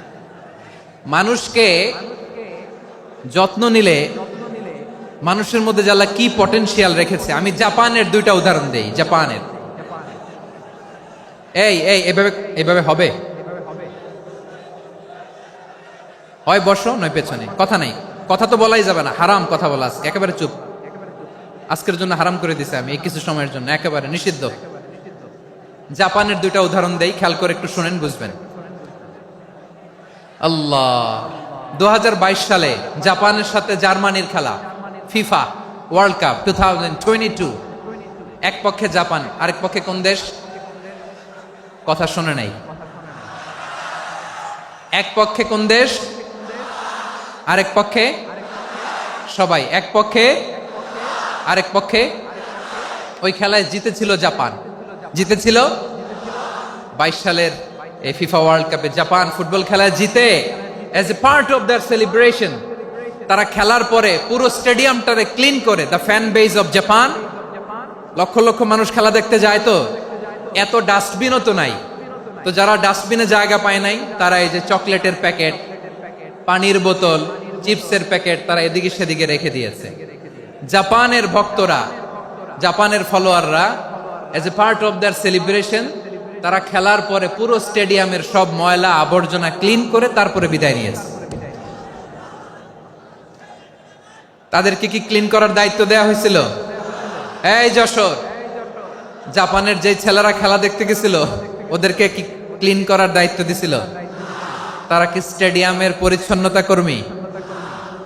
তাদের আকল, তাদের সিক্স সেন্স তাদেরকে বলেছে। ছোটবেলা থেকে জাপান গভর্নমেন্ট ওদেরকে এত পরিচ্ছন্নতা শেখায়, ক্লিনলিনেস অ্যাওয়ারনেস ক্যাম্পেইন করায়। ক্লাসে আমি দেখেছি, ক্লাসে নিজের বেঞ্চ নিজে মুছে, ক্লাসের মাঝখানে একটা সময় দেয়, নিজের টেবিল নিজে মুছে, নিজের ক্লাসরুমটা নিজে পরিষ্কার করে। রাস্তাঘাটে একটা ধুলা নাই, ময়লা নাই, একটা টিস্যু নাই। খেলার পরে গোটা বিশ্বকে তাক লাগিয়ে দিয়েছে। জাপানের ফ্যানরা সবার রেখে যাওয়া গার্বেজ, টিস্যু, বোতল পরিষ্কার করে তারপরে স্টেডিয়াম থেকে বিদায় নিয়েছে। আমরা কেন এমন হইতে পারলাম না? আমরা কেন এমন হইতে পারলাম না? জাপানের যারা এগুলো করছে, ওদের 3টা করে চোখ না? চোখ তো 3টা, জাপানা লাগো, জাপানা লাগো। হাত তো 4টা, কান তো 6টা। হ্যাঁ, নাকি আমার মতো 2 হাত 2 কানওয়ালা মানুষ? চোখে দেখলে ওটা মানুষ না। চিন্তা করছেন? তার মানে জাপানিজদেরকে যে গ্রুমিং করে শিখানোর মাধ্যমে পরিচ্ছন্ন বানানো গেছে, ওরা যেমনি মানুষ, আমরাও মানুষ। আমাদের সন্তানদেরকে শেখালে তারাও পারবে, পারবে কিনা? 2 নম্বর উদাহরণ বলি। চট্টগ্রাম ফেনীতে যারা গিয়েছেন, মেঘনা গোমতী ব্রিজ প্রকল্প নাম শুনছেন? মেঘনা একটা ব্রিজ পার হওয়া লাগে। এই মেঘনা গোমতী, এখানে 3টা ব্রিজ, কাঁচপুর সহ, এই 3টা ব্রিজের নির্মাণ কাজ, রেনোভেশনের কাজ দেয়া হয়েছিল জাপানের একটা কোম্পানিকে। কাকে? জাপানের কোম্পানির নির্মাণ শেষে 738 কোটি টাকা বেঁচে গেছিল, এটা গভর্নমেন্টের হাতে দিয়ে তারা বিদায় নিয়েছে। কত টাকা? 738 কোটি টাকা। যত প্রাক্কলিত ব্যয় নির্ধারণ করা হয়েছে, সব টাকা সরকার, তৎকালীন সরকার, 2019-এর সরকার, কারা ছিল তো জানেন? এই 2019-এর সরকার তাদেরকে দিয়েছে। তারা রিনোভেশন নির্মাণ শেষে 738 কোটি টাকা অতিরিক্ত বেঁচে গেছিল, এটা আবার গভর্নমেন্টের হাতে বুঝাই দিয়ে তারা বিদায় নিচ্ছে। আমরা কেন এমন হইতে পারলাম না? জাপানের ওরাও মানুষ, আমরাও মানুষ, তার মানে মানুষে মানুষে পার্থক্য আছে না নাই? আচ্ছা, জাপানের 2টা উদাহরণ দিলাম, এবার আমার দেশের 2টা উদাহরণ দিব না? বাংলাদেশের দুটা উদাহরণ দেয়। 1 নম্বর উদাহরণ, গত সপ্তাহে আপনারা জানেন কক্সবাজার আমার একটা প্রোগ্রাম ছিল, তো হেলিকপ্টারে গিয়েছিলাম। ফেনী জেলা যখন পার হচ্ছি আমি দেখলাম 3টা উইন্ডমিল ছিলেন তো, বিশাল পিলার, 3টা-4টা পাখা থাকে, বায়ু বিদ্যুৎ কেন্দ্র, বাংলাদেশের প্রথম বায়ু বিদ্যুৎ কেন্দ্র এটা, মুহুরী প্রজেক্ট বলে এটা সম্ভবত, মুহুরী প্রজেক্ট। তো সাগরের বাতাসের ঝাপটায় এটা ঘুরে এনার্জি হয়, ইলেকট্রিসিটি উৎপাদন হয়। তো আমি পাইলটকে বললাম, ভাই এগুলো থেকে কেমন ইলেকট্রিসিটি উৎপাদন হয়? কয় হুজুর একটুও হয় না, কিছুই হয় না। কিছুই হয় না মানে? বলে হুজুর বাংলাদেশে যত উইন্ডমিল আছে এটার পাখা একটাও ঘুরে না। আল্লাহ, বলেন কি? তাহলে এই যে কোটি কোটি টাকা ব্যয় করে যে উইন্ডমিল, কয় হুজুর ভিতরে ফিটফাট, উপরে ফিটফাট, ভিতরে সদরঘাট।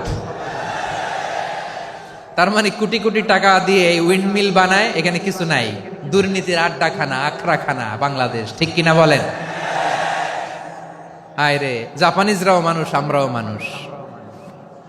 আমার এক নিকটাত্মীয় সরকারি চাকরিজীবী, উনি আমাকে বললেন, বাংলাদেশের আর একটা উদাহরণ দেখি, উনি আমাকে বললেন যে প্রতি বছর আমাদের অফিসের ফার্নিচার চেঞ্জ করে। আমি বললাম প্রতি বছর ফার্নিচার চেঞ্জ করে কেন? বলে যে ফার্নিচার নতুন পারচেজ করলেই তো ওইখানে টাকা, নতুন কিনতে পারলেই টাকা, নতুন উন্নয়নের সবক শোনাতে পারলেই টাকা। প্রথম আলোর রিপোর্ট, কি আলো? প্রথম আলোর রিপোর্ট, গত 15 বছরে উন্নয়নের নামে লুটপাট হয়েছে প্রায় 3.25 লাখ কোটি টাকা। কার রিপোর্ট? আমাদের বানানো কথা, প্রথম আলোর রিপোর্ট। গত 15 বছরে কারা ছিল জানেন তো? হ্যাঁ, শুধু ওনাদেরকেই দোষ দিয়ে লাভ নাই। স্বাধীনতার পর থেকে শুধু শাসকের হাত বদল হয়েছে, আমরা কিছু পাই নাই, ঠিক কিনা বলেন? শুধু ওনাদের দোষ দিয়ে কি লাভ? একদল খাইছে, আরেক দল খাওয়ার জন্য রেডি হয়ে আছে। আমরা এরকম চাই না।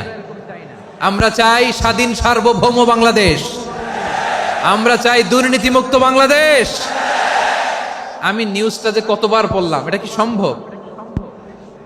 3.25 লাখ কোটি টাকা লুটপাট, মানে লুটপাট করতে করতে এদেশের জনগণকে ফুটপাতে বসায় দিচ্ছে। প্রিয় ভাইয়েরা, তাহলে জাপানের মানুষও মানুষ, আমরাও মানুষ। সিদ্ধান্ত আপনার, কোন মানুষ হবেন, ভালো মানুষ না খারাপ মানুষ? আজকের আলোচনার বিষয় হচ্ছে মানব সম্পদের উন্নয়ন, human resource development. It's a process to increase the capacity of knowledge, skill, capacity of the people of a country. একটা দেশের মানুষের জ্ঞান, তাদের দক্ষতা কি করে বাড়ানো যায়, বাড়িয়ে দেশের উন্নয়ন করানো যায়, এটাই হচ্ছে মানব সম্পদ উন্নয়নের মূল কথা। তাহলে মানব সম্পদ হচ্ছে একটা দেশের সবচাইতে শক্তিশালী পুঁজি। প্রাকৃতিক সম্পদ, খনিজ সম্পদের চেয়েও দামি হচ্ছে মানব সম্পদ। আমার প্রিয় যশোর, প্রাকৃতিক সম্পদ, খনিজ সম্পদের চেয়ে দামি সম্পদ কি সম্পদ? আল্লাহ তাআলা দয়া করে আমাদেরকে এই মানব সম্পদ দিয়েছেন। আসুন আমাদের এই মানুষগুলোকে আমরা সোনার মানুষ বানাই। রাজি আছেন তো সবাই? রাজি আছেন? মানুষ পারে না এমন কোনো কিছু নাই, চাইলে সব পারে। এজন্য মানুষকে তারবিয়া দিতে হবে, যথাযথভাবে তাদেরকে গড়তে হবে। আসুন আমরা সিরাতের আয়নায় বিশ্বনবীর জীবনী থেকে দেখি তিনি কিভাবে হিউম্যান রিসোর্সকে ম্যানেজ করতেন। যদি আপনাদের সময় হয়, দু একটা উদাহরণ দিয়ে আজকে আমি আমার আলোচনার বিদায় নিব। হবে সময় হবে কয়েক মিনিট? হ্যাঁ, শান্ত থাকবেন তো? শান্ত থাকবা? হ্যাঁ, ঠিক আছে। এই ধাক্কার মধ্যে ঢুকছে, এবার মজা বুঝতেছো তো? হ্যাঁ, মানা করছিলাম না? ঠিক আছে, টের পাও। হ্যাঁ, ঠিক আছে। যে আওয়াজ করবে আমি ওকে দেখতেছি, কে কে আওয়াজ করে দেখতেছি।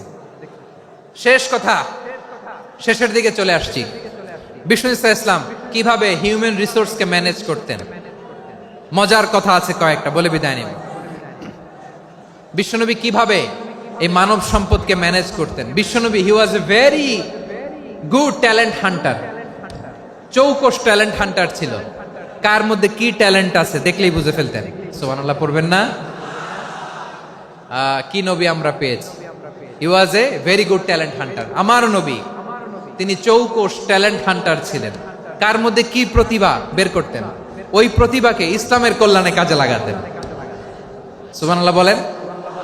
যাকে যেই জায়গায় সেট করলে ভালো হবে তাকে ওই জায়গায় সেট করতেন। কয়েকজন সাহাবীর জীবনী শোনাই। আবু মাহজুরা রাদিয়াল্লাহু তাআলা আনহু, মক্কার মুয়াজ্জিন, আগে ছিল মুশরিক, পরে হইছে মুমিন। উনি কিভাবে মুমিন হইলেন এই ঘটনাটা একটু আপনাদের শোনাতে চাই। তা আপনাদের তো সময় নাই হাতে, হ্যাঁ সময় আছে? এই জেনজি শেষ করে দিল আজকের প্রোগ্রামটা। 1 ঘন্টা ধাক্কা ধাক্কি করে কেমনে দাঁড়ায় আছে আমি বুঝলাম না।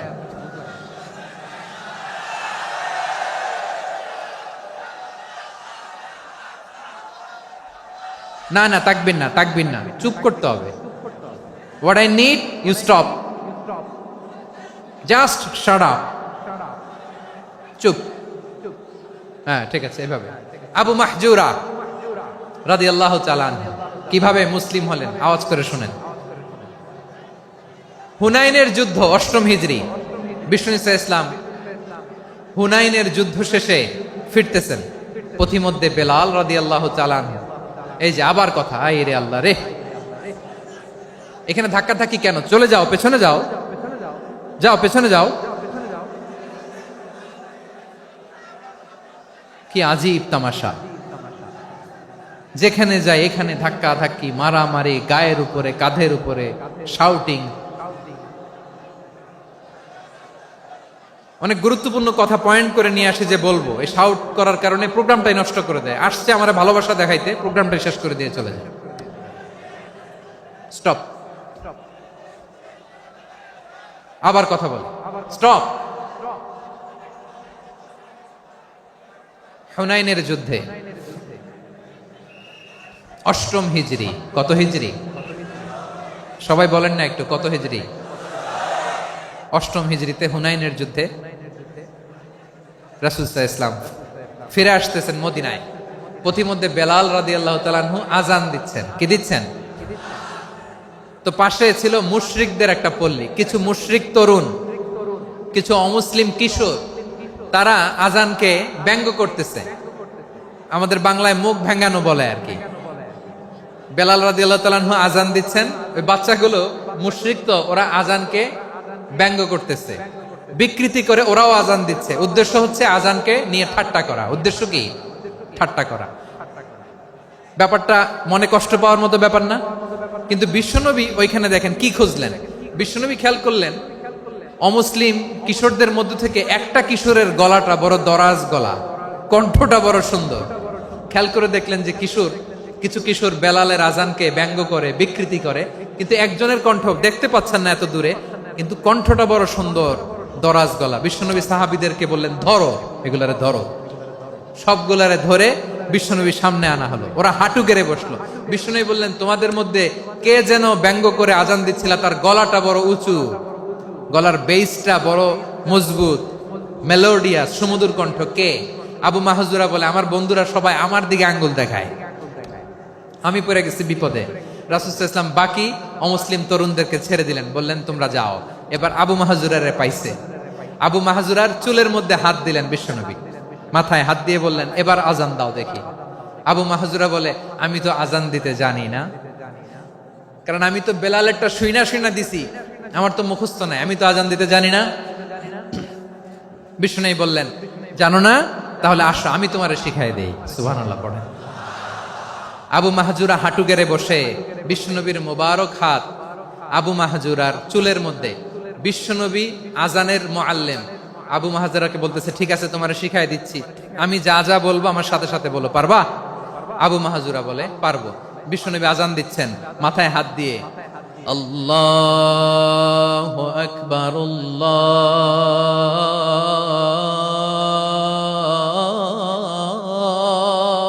আকবার। আবু মাহজুরা এই বাক্যটা পড়লেন। বিশ্বনবী দ্বিতীয় বাক্য পড়তে আরম্ভ করলেন, আল্লাহু আকবার,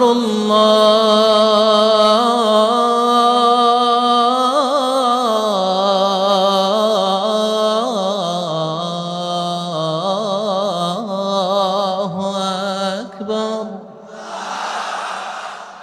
আবু মাহজুরা এই বাক্যটা বললেন। বিশ্বনবী আবু মাহজুরার মাথার মধ্যে হাত দিয়ে তৃতীয় বাক্য পড়লেন, আশহাদু আল্লা ইলাহা ইল্লাল্লাহ।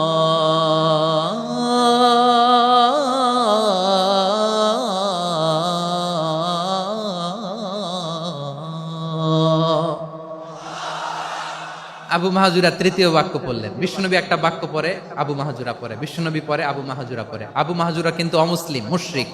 আবু মাহাজুরা বলে, এক একটা বাক্য পড়ি আমার কলিজাটা গলে ঠান্ডা হয়ে যায়।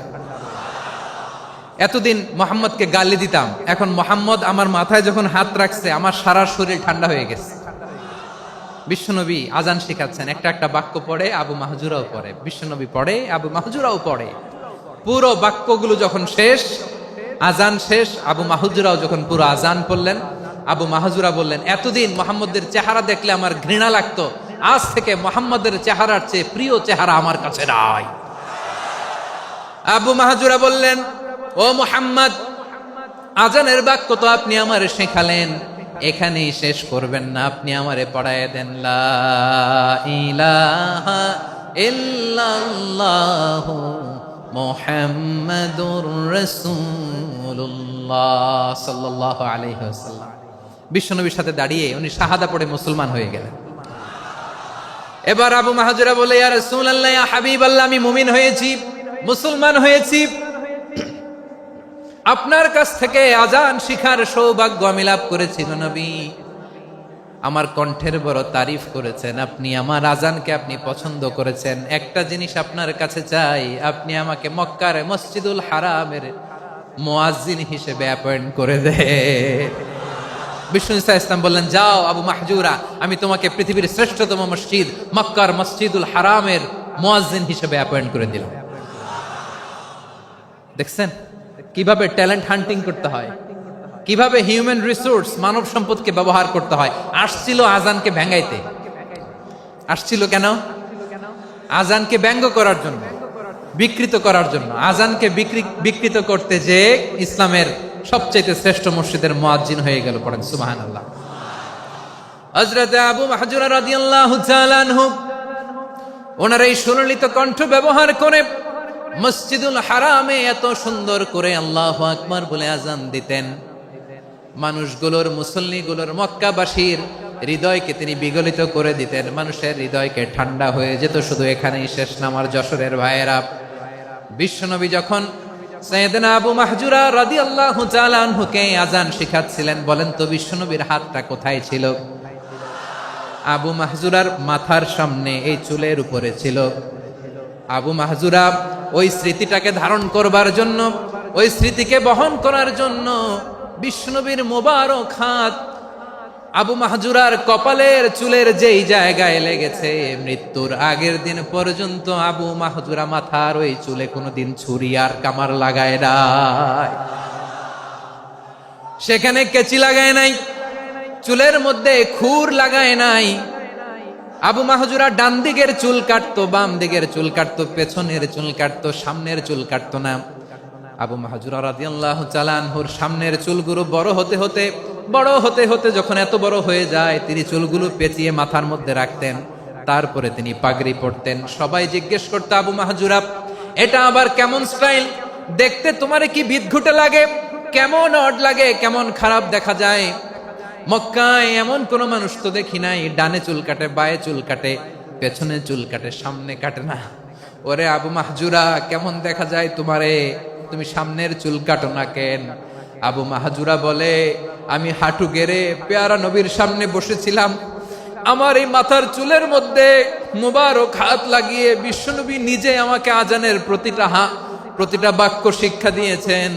বিশ্বনবীর মোবারক হাত, পবিত্র হাত আমার মাথার চুলের যেই জায়গায় লেগেছে, আমি চাই ওই চুলগুলা নিয়ে আমি আমার কবরের ভিতরে যাব।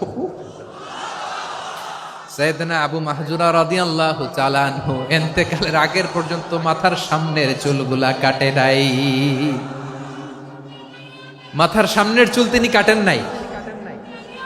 সুবহানাল্লাহ বিহামদি। কেমন ভালোবাসতেন বিশ্বনবী সাহাবীদেরকে, সাহাবারা কেমন ভালোবাসতেন বিশ্বনবীকে। সামনের চুলগুলো বড় হতে হতে এত বড় ছিল, পেঁচিয়ে রেখে পাগড়ি পরতেন, কাটতেন না। নবীর হাত লেগেছিল, সুবহানাল্লাহ পড়েন।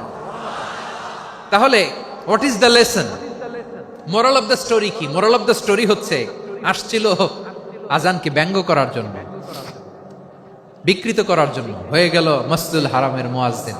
দেখেন বিশ্বনবী একটা খারাপ সিচুয়েশনের মধ্যে থেকে কি ভালো জিনিস বের করে আনলেন।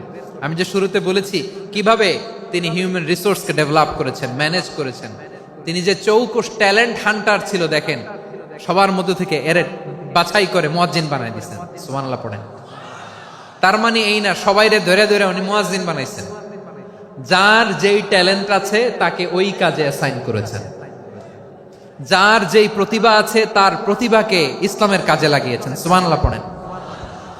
যায়েদ বিন সাবিত রাদিয়াল্লাহু তাআলা আনহু নাম শুনেছেন?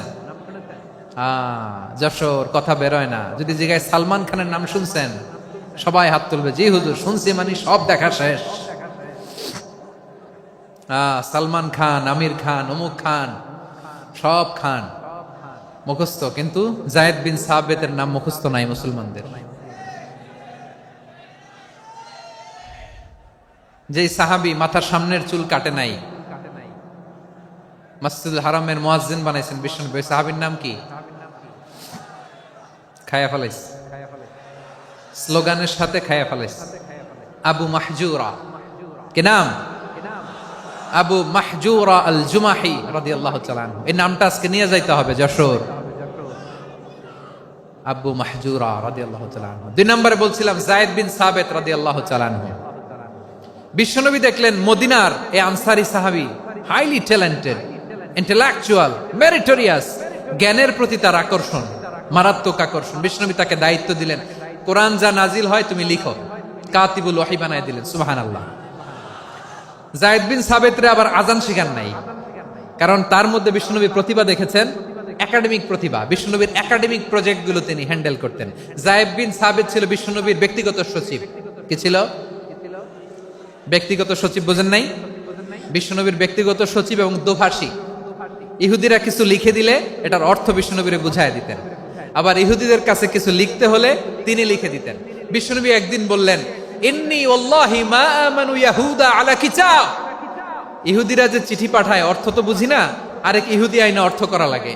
আবার ইহুদিদের কাছে কিছু লিখে পাঠাইতে চাইলে আমরা তো লিখতে পারি না, ইহুদিরে দিয়ে লেখা লাগে। ওরা যে পয়রা শোনায় লিখে দেয়, আমি ওদের বিশ্বাস করি না। আমার নিজের একজন লোক দরকার। বিশ্বনবী এই যায়েদ বিন সাবিতকে চুজ করলেন ল্যাঙ্গুয়েজের জন্য। উনি বললেন, যায়েদ তোমার সফট স্কিলকে ডেভেলপ করতে হবে, তুমি হিব্রু ল্যাঙ্গুয়েজ শিখে ফেলো। যায়েদ বিন সাবিত বলল, বিশ্বনবীর মোটিভেশন আর ইন্সপিরেশন পেয়ে আমি 15 দিনে ইহুদিদের এই হিব্রু ল্যাঙ্গুয়েজ শিখে ফেললাম। শুধু শিখে ফেললাম না, হাত্তা হাদিকতু, even I became master in the language. এই ভাষা আমি পারদর্শী হয়ে গেলাম। এরপরে ইহুদিরা চিঠি লিখে পাঠালে আর কোনো ইহুদি ডাকা লাগতো না, আমি নবীর এটার অর্থ শুনে পরে বুঝাই দিতাম। আবার ইহুদিদের কাছে চিঠি লেখা লাগলে আমি যায়েদ বিন সাবিত চিঠি লিখে দিতাম। সুবহানাল্লাহ। দেখেন এত সাহাবীর মধ্য থেকে বিশ্বনবীর একাডেমিক প্রজেক্ট, ব্যক্তিগত সচিব, দোভাষী হিসেবে তিনি যায়েদ বিন সাবিতের মতো তরুণকে নির্বাচিত করেছেন। কেমন ট্যালেন্ট হান্টার ছিল আমার নবী। সুবহানাল্লাহ পড়বেন না?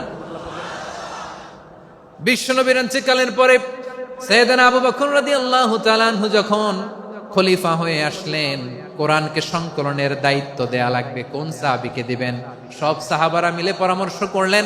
সাইয়েদনা আবু বকর, ওমর সবাই মিলে এই বিশাল কোরআন সংকলনের গুরু দায়িত্ব বিশ্বনবীর ব্যক্তিগত সচিব, বিশ্বনবীর দোভাষী, বিশ্বনবীর সিলেক্ট করাই লোক যায়েদ ইবনে সাবিত রাদিয়াল্লাহু তাআলা আনহুকে দিয়েছে। কোরআনের কপি তো আজকে এখানে রাখে নাই। এই যে আজকের যে কোরআন পড়েন, এটা আগে এরকম ছিল না। কোরআন নাজিল হলে সাহাবারা চামড়ার, ওটের চামড়ায় লিখে ফেলতো, ওটের চ্যাপ্টা হাড্ডির মধ্যে লিখে ফেলতো, গাছের গুড়ির মধ্যে লিখে ফেলতো। বিভিন্ন জনের কাছে ছড়ানো ছিটানো ছিল।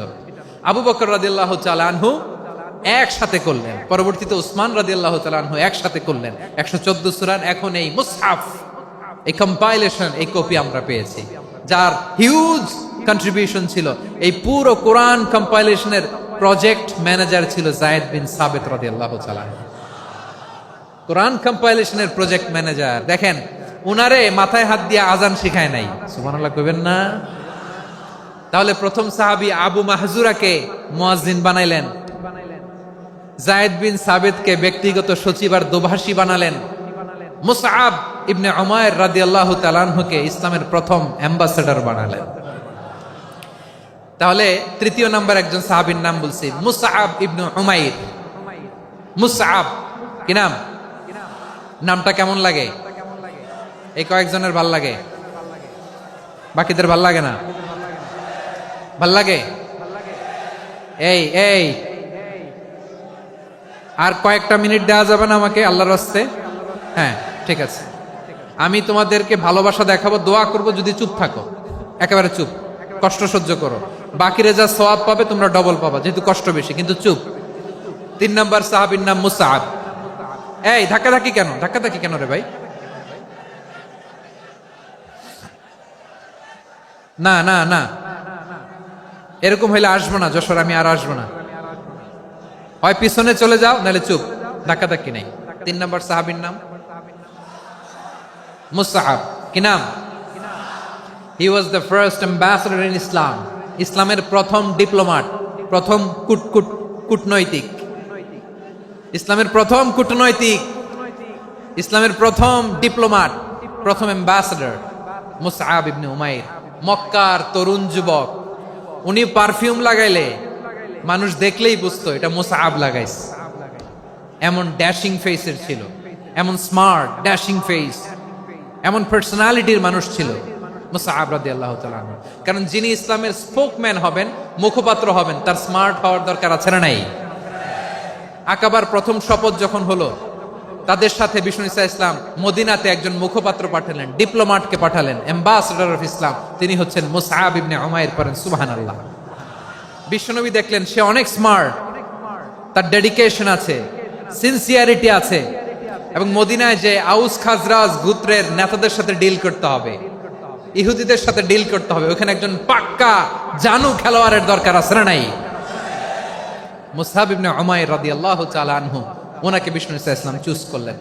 এবং বিষ্ণু ঈসা ইসলামের এই চুজিংটা, এই সিলেকশনটা এত সুন্দর ছিল, তিনি মদিনাতে যে বিশ্বনবী আসার আগেই মদিনার জমিনকে তিনি উর্বর করে ফেলছেন। প্রতিটা ঘরে ঘরে কালিমার দাওয়াত তিনি পৌঁছায় দিচ্ছেন। জুমার বিধান নাজিল হয়েছে, কিন্তু মক্কায় পরিবেশ নাই জুমা পালনের। বিষ্ণু ঈসা ইসলাম একজনকে দিয়ে খবর পাঠালেন, যাও মদিনায় মুসাবকে যে বলো, মুসাব তো আমার শিক্ষক, আমার স্পোকম্যান, মদিনাতে যেন তারা জুমা কায়েম করে। বিশ্বনবীর আগেই মুসআব মদিনার মুসলিমদেরকে নিয়ে মদিনায় প্রথম জুমা কায়েম করে ফেলছে। কোন সুবহানাল্লাহ। ডিপ্লোম্যাটদের কেমন হইতে হয়, অ্যাম্বাসেডরের কেমন হইতে হয়, মুসআব রাদিয়াল্লাহু তাআলা আনহুর কাছ থেকে শিখে নাও। মুসআব নামটা কেমন লাগে? যশোর যাদের সন্তান হবে, ছেলে সন্তান, আমার রাস্তায় পাইলে সবাই জিজ্ঞেস করে, হুজুর একটা নাম দেন, আমার ছেলে হবে। যশোরবাসীর জন্য আমি একটা নাম দিয়ে দিলাম, নাম রাখতে হবে মুসআব। কি নাম? নামটা যাদের ভাল লাগে, ছেলে সন্তান অনাগত আসবে, মনে চাইলে নাম রেখে দিবেন মুসআব রাদিয়াল্লাহু তাআলা আনহুর নামে মুসআব। তাহলে মুসআব রাদিয়াল্লাহু তাআলা আনহুকে বিশ্বনবী ল্যাঙ্গুয়েজ শিখান নাই, সফট স্কিল শিখান নাই। যায়েদ রাদিয়াল্লাহু, তিনি হিব্রু ল্যাঙ্গুয়েজ শিখেছেন, সুরিয়ানি শিখেছেন, কিন্তু মুসআবকে তিনি বানিয়েছেন the spokesman of Islam, the first diplomat, the ambassador of Islam. সুবহানাল্লাহ পড়বেন না? আব্দুল্লাহ ইবনে আব্বাস রাদিয়াল্লাহু তাআলা আনহু, বিশ্বনবীর কাজিন, চাচাতো ভাই। আবার মাইমুনা রাদিয়াল্লাহু তাআলা আনহু, মাইমুনা নবীর স্ত্রী, তিনি ছিলেন আব্দুল্লাহর আপন খালা। তো নবীর বউ যদি ওনার খালা হয়, নবী তার কি? বুঝে নাই, নবী তার কি? খালু। তাহলে সম্পর্ক অনেক গভীর, কাজিন আবার খালু, ছোট্ট মানুষ, তাই রাতে মাঝে মাঝে ঘরে থাকতো। বিশ্বনবী দেখলেন আব্দুল্লাহ যেহেতু আমার ঘরে ঢুকতে পারে, আব্দুল্লাহরে এই উম্মতের বড় শিক্ষাবিদ বানাইতে হবে। কথা বোঝে নাই? আব্দুল্লাহকে কি বানাইতে হবে? শিক্ষাবিদ, এডুকেটর অফ দিস উম্মাহ, এই উম্মার শিক্ষাবিদ বানাইতে হবে। তাই আব্দুল্লাহ ইবনে আব্বাসকে বিশ্বনবী হাতে কলমে শিক্ষা দিয়েছেন। আহারে, আর এরপরে যে কি ভাষা আসবে তোমাদের জন্য আমার মুখ থেকে আমি নিজেও জানি না, আমি নিজেও জানি না। 1 ঘন্টা যাবত ধাক্কা ধাক্কি মারামারি। তো আসতে বলছে কে তোমাকে? পেছনে চলে যাও, জায়গা না পেলে। পুরো প্রোগ্রামটাই নষ্ট করে দিল।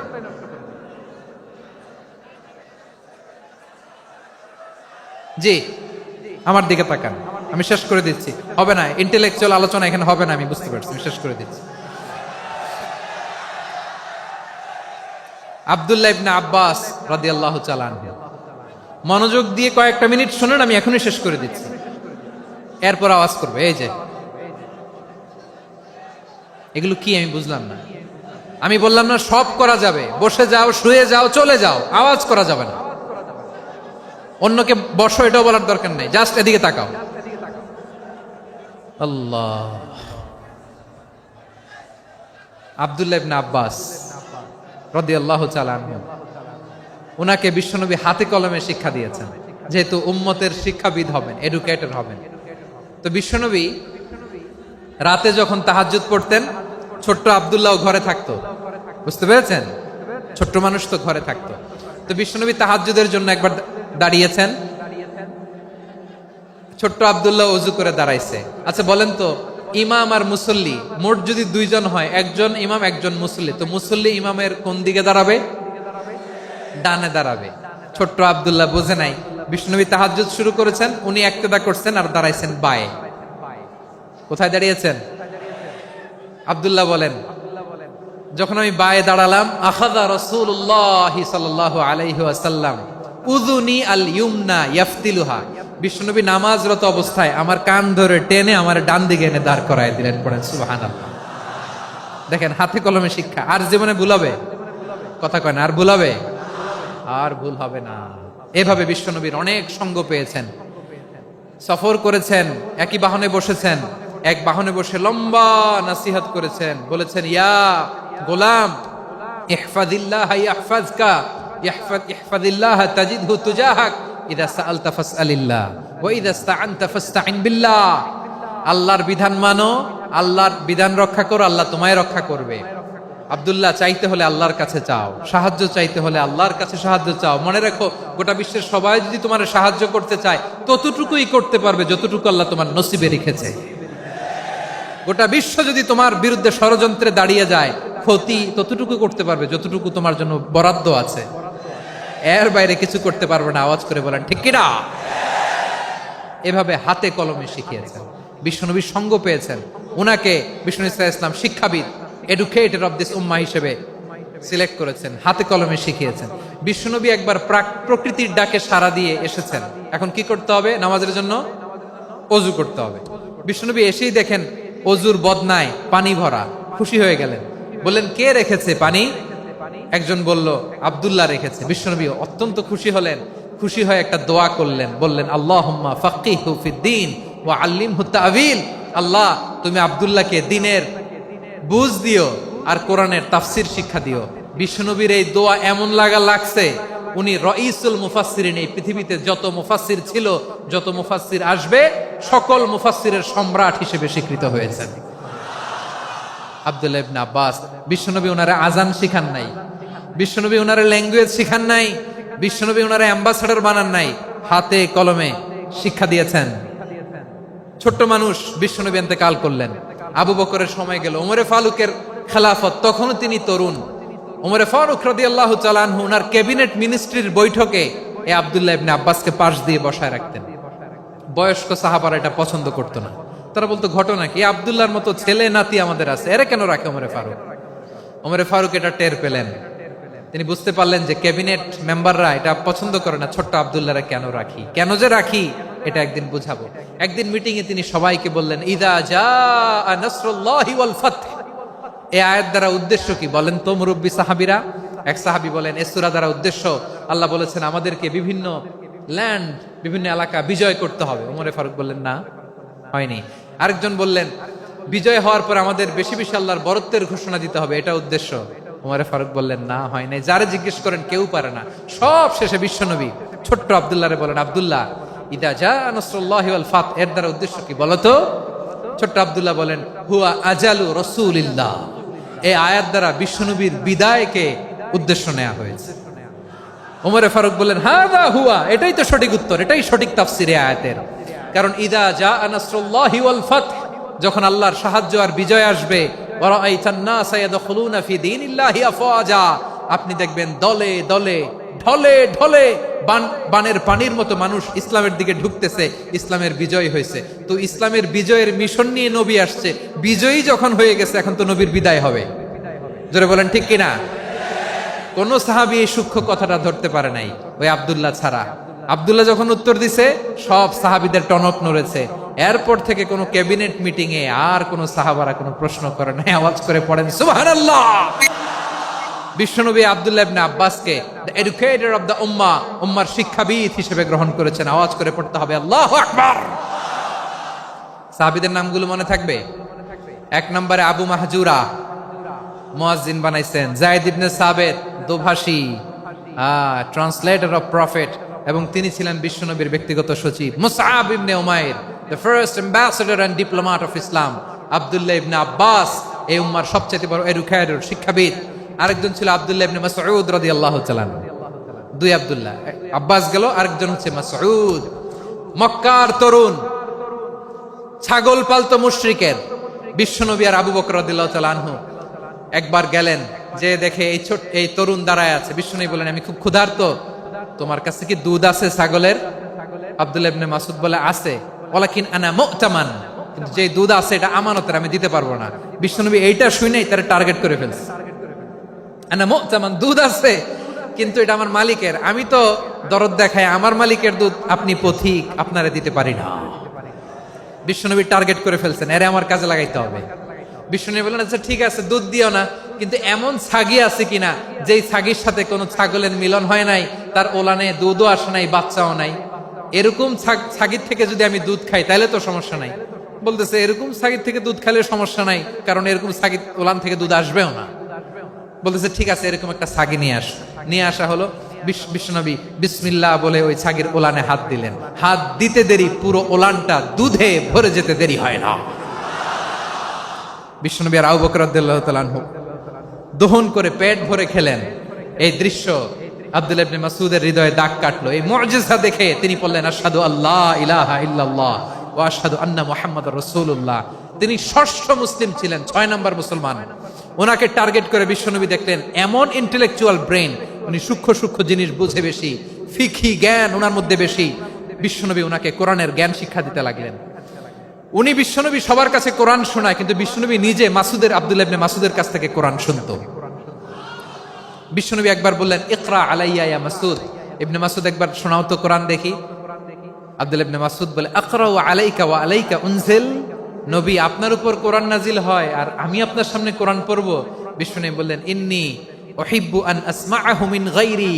আমি নিজে পড়তে যেমনি ভালোবাসি, অন্যে পড়ুক আমি শুনবো, এটাও আমি ভালোবাসি। সূরা নিসা তিনি তেলাওয়াত করে শুনিয়েছেন। এমন সূক্ষ্ম বিষয় বিশ্বনবী উনাকে ধরিয়ে দিয়েছেন। উনি হয়ে গিয়েছেন আব্দুল্লাহ ইবনে আব্বাস, হয়েছেন রাইসুল মুফাসসিরিন, উনি হয়ে গিয়েছেন ফাকিহুল উম্মাহ।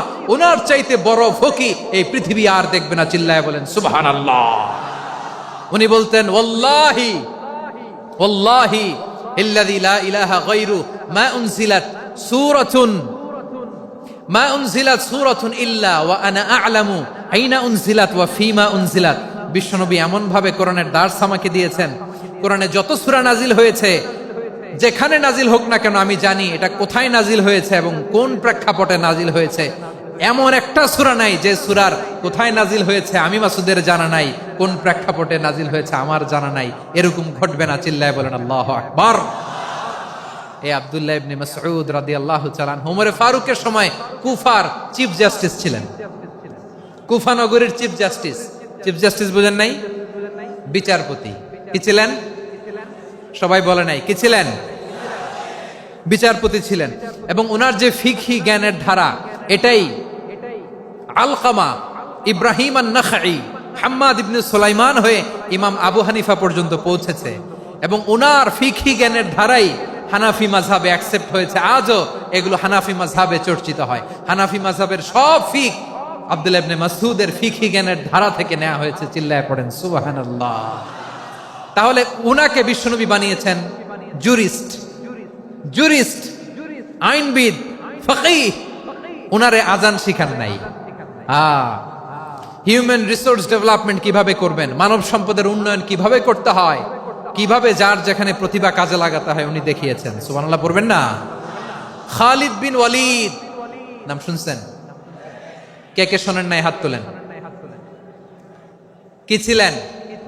বীর যোদ্ধা, বীর যোদ্ধা ছিলেন খালিদ বিন ওয়ালিদ, কিন্তু তিনি ইসলাম ধর্ম গ্রহণ করেছেন অনেক দেরিতে, 8ম হিজরিতে।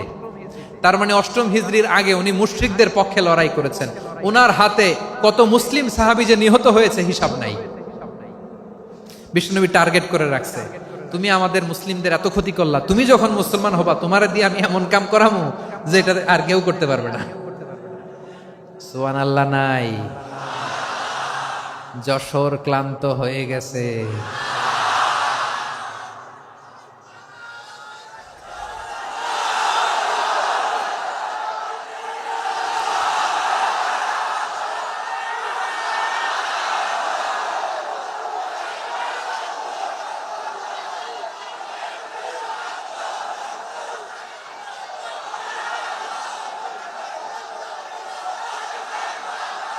মাশাআল্লাহ, বসুন বসুন বসুন। খালিদ বিন ওয়ালিদ রাদিয়াল্লাহু তাআলা 8ম হিজরিতে মুসলিম হয়েছেন, মক্কা বিজয়ের আগে। তো মক্কা বিজয়ের আগে যখন মুসলিম হয়েছেন, এর আগে কি করছেন? কাফিরদের সাথে যুদ্ধ করেছেন। উনি উহুদের যুদ্ধে মুসলমানদের যে পরাজয় ভাব, কঠিন পরিস্থিতির মুখোমুখি উনার কারণে পিছন থেকে এমন আতর্কিত আক্রমণ করেছেন, মুসলমানদেরকে কচুকাটা করেছেন।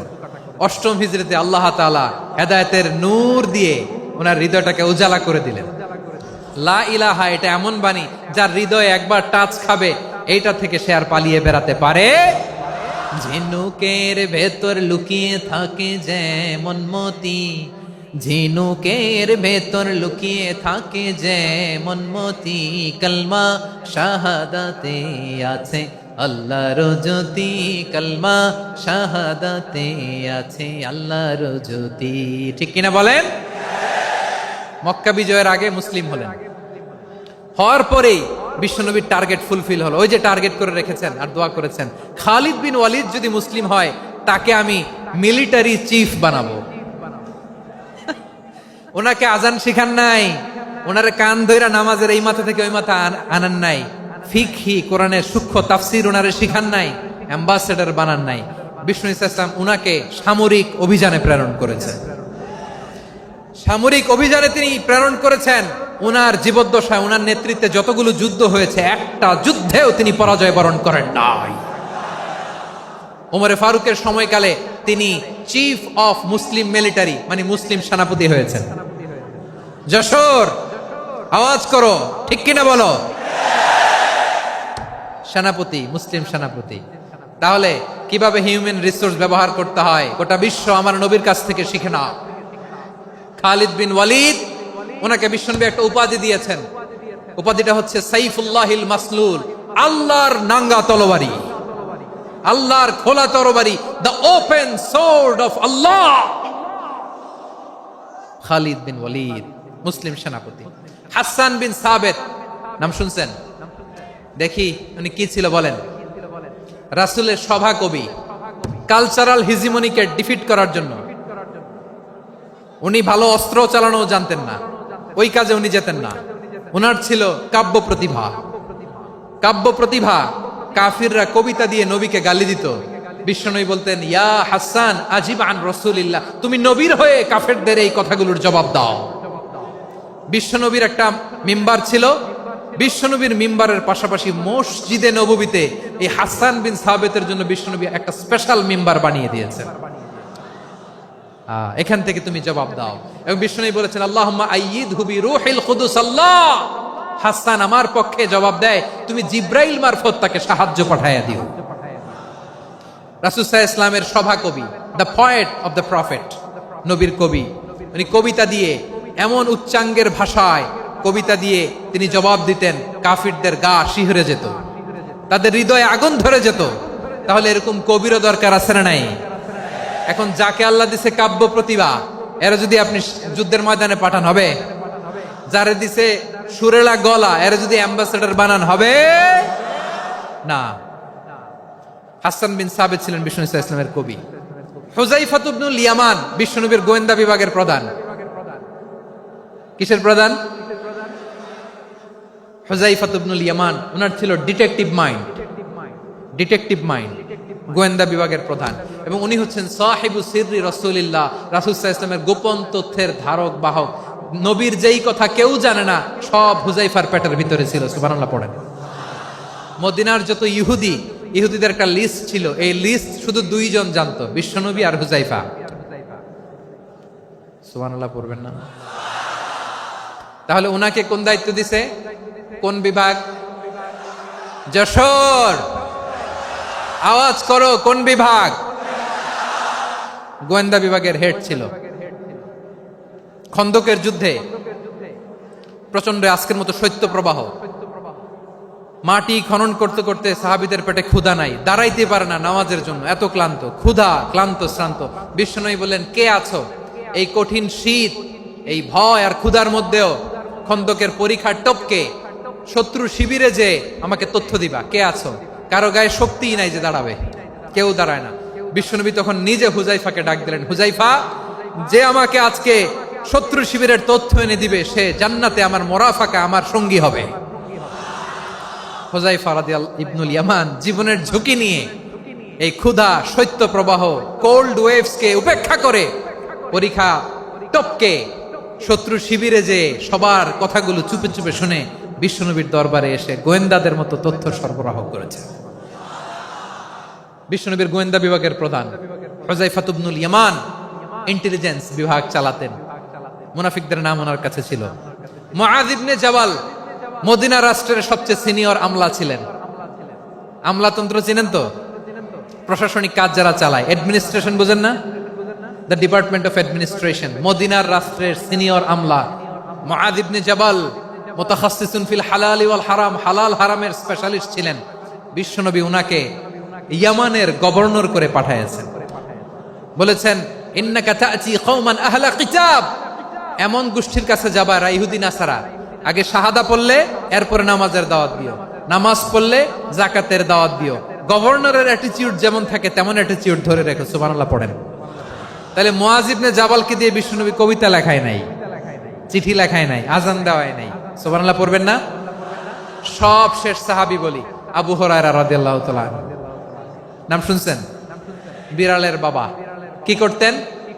খালি হাদিস মুখস্থ করতেন। উনি বলতেন, আলজামু রাসূলুল্লাহ আলা মিল ইবাতনি, আমার শুধু পেটের ক্ষুধার বন্দোবস্ত হইলে আমি নবীর সঙ্গ ছাড়তাম না। আমার আনসার সাহাবারা ক্ষেত খামারের কাজ করত, আমার মুহাজির সাহাবারা ব্যবসা করত, আর আমি নবীর সাথে সাথে থাকতাম। শুধু সকাল বিকাল দুই বেলা যদি আমার খাবারের বন্দোবস্ত হয় আমি আর নবীর লক ছাড়ি না। সুবহানাল্লাহ কইবেন না? 5374টা হাদিস তিনি বর্ণনা করেছেন। সবচেয়ে বেশি হাদিস বর্ণনাকারী সাহাবী। হাদিস প্রিজার্ভেশনের কাজে বিশ্বনবী ওনাকে কাজে লাগিয়েছেন।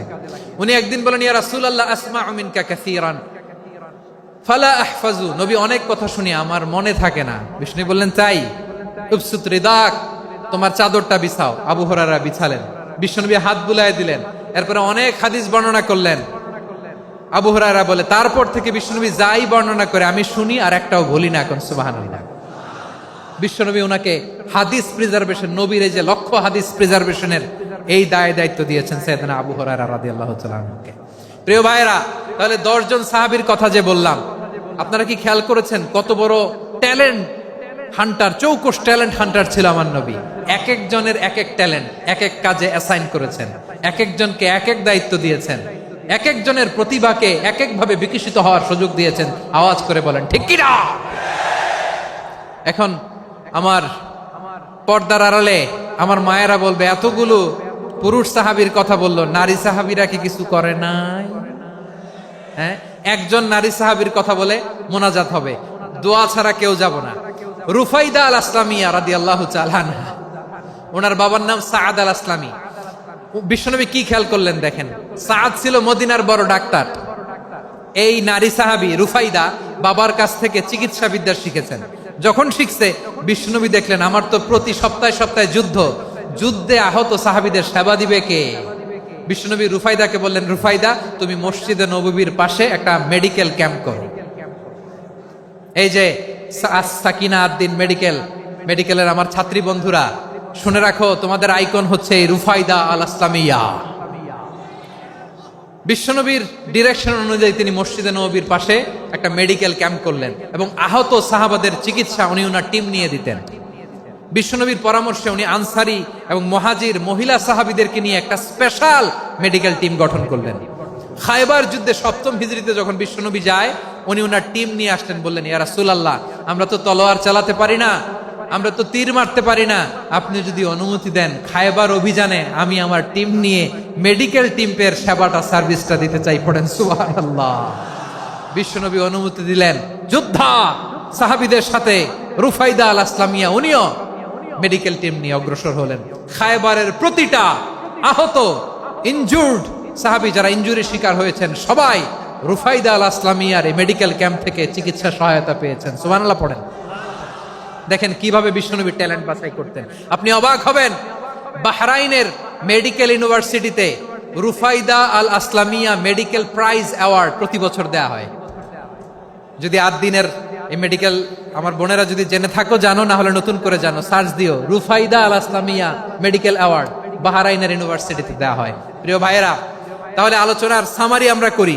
বিশ্বনবী যার যেখানে ট্যালেন্ট তাকে ওইখানে কাজে লাগাতেন। আওয়াজ করে বলেন ঠিক কিনা? এবার একটা ইন্টারভিউ হবে, আওয়াজ করে বলেন, আবু মাহজুরাকে বিশ্বনবী কি বানাইছেন? হ্যাঁ, ভুলে গেছেন? সামনের চুলে হাত দিয়ে বিশ্বনবী কি সুন্দর গলায় আজান শিখালেন। মুয়াজ্জিন। যায়েদ বিন সাবিতকে একাডেমিক প্রজেক্টের দায়িত্ব দিয়েছেন, তিনি ছিলেন বিশ্বনবীর দোভাষী ব্যক্তিগত সচিব। Musab ibn Umair the first ambassador of Islam. Abdullah ibn Abbas উম্মার বড় শিক্ষাবিদ মুফাসসির। আব্দুল্লাহ ইবনে মাসউদ, আব্দুল্লাহ ইবনে মাসউদ ছিলেন জুরিস্ট। কি ছিলেন? জুরিস্ট ছিলেন, এই উম্মার সবচেয়ে বড় জুরিস্ট। খালিদ বিন ওয়ালিদ সেনাপ্রধান। হাসান বিন সাবিত, হাসান বিন সাবিত ছিলেন বিশ্বনবীর সভাকবি। কি ছিলেন? বিশ্বনবীর সভাকবি ছিলেন। এরপরে হুযায়ফা ইবনুল ইয়ামান কি ছিলেন? গোয়েন্দা বিভাগের প্রধান। মুআয ইবনে জাবাল কি ছিলেন? সিনিয়র আমলা, ইয়ামানের গভর্নর। আবু হুরায়রা রাদিয়াল্লাহু তাআলা আনহু হাদিস প্রিজার্ভেশনের কাজ করেছেন। আর আমাদের রুফাইদা আল আসলামিয়া রাদিয়াল্লাহু তাআলা আনহা কি ছিলেন? নার্স ছিলেন, নার্স হয়ে মেডিকেল সেবা দিয়েছেন। প্রিয় ভাইয়েরা, পুরো আলোচনার যদি সামারি করি তাহলে বিশ্বনবী যেভাবে হিউম্যান রিসোর্সকে ম্যানেজ করেছেন, যার যেখানে প্রতিভা কাজে লাগিয়েছেন, আমরাও যদি করি আমাদের বাংলাদেশের চিত্র আমরা পাল্টে যেতে পারবো। আমরা শুরুতে শুনেছি মানুষের আছে অসীম সম্ভাবনা, প্রতিটা মানুষ অনন্য, যত্ন নিলে, যথাযথ পরিচর্যা করলে মানুষ বিশ্ব জয় করতে পারে। ঠিক কিনা? আমাদের হাফেজে কোরআনের সামনে দাঁড়াতে পারে এমন কোনো হাফেজে কোরআন আল্লাহর জমিনে জন্ম হয় নাই। গোটা বিশ্ব কাঁপিয়ে তারা সেরা, আমাদের ক্রিকেটাররা সেরা, আমাদের তৈরি পোশাক শিল্প সেরা। এরকম অনেক অনেক সেরা জিনিস আছে, আমরা এগুলোরে নার্চারিং করতে পারি নাই, পরিচর্যা করতে পারি নাই, সঠিক তারবিয়াতের অভাব।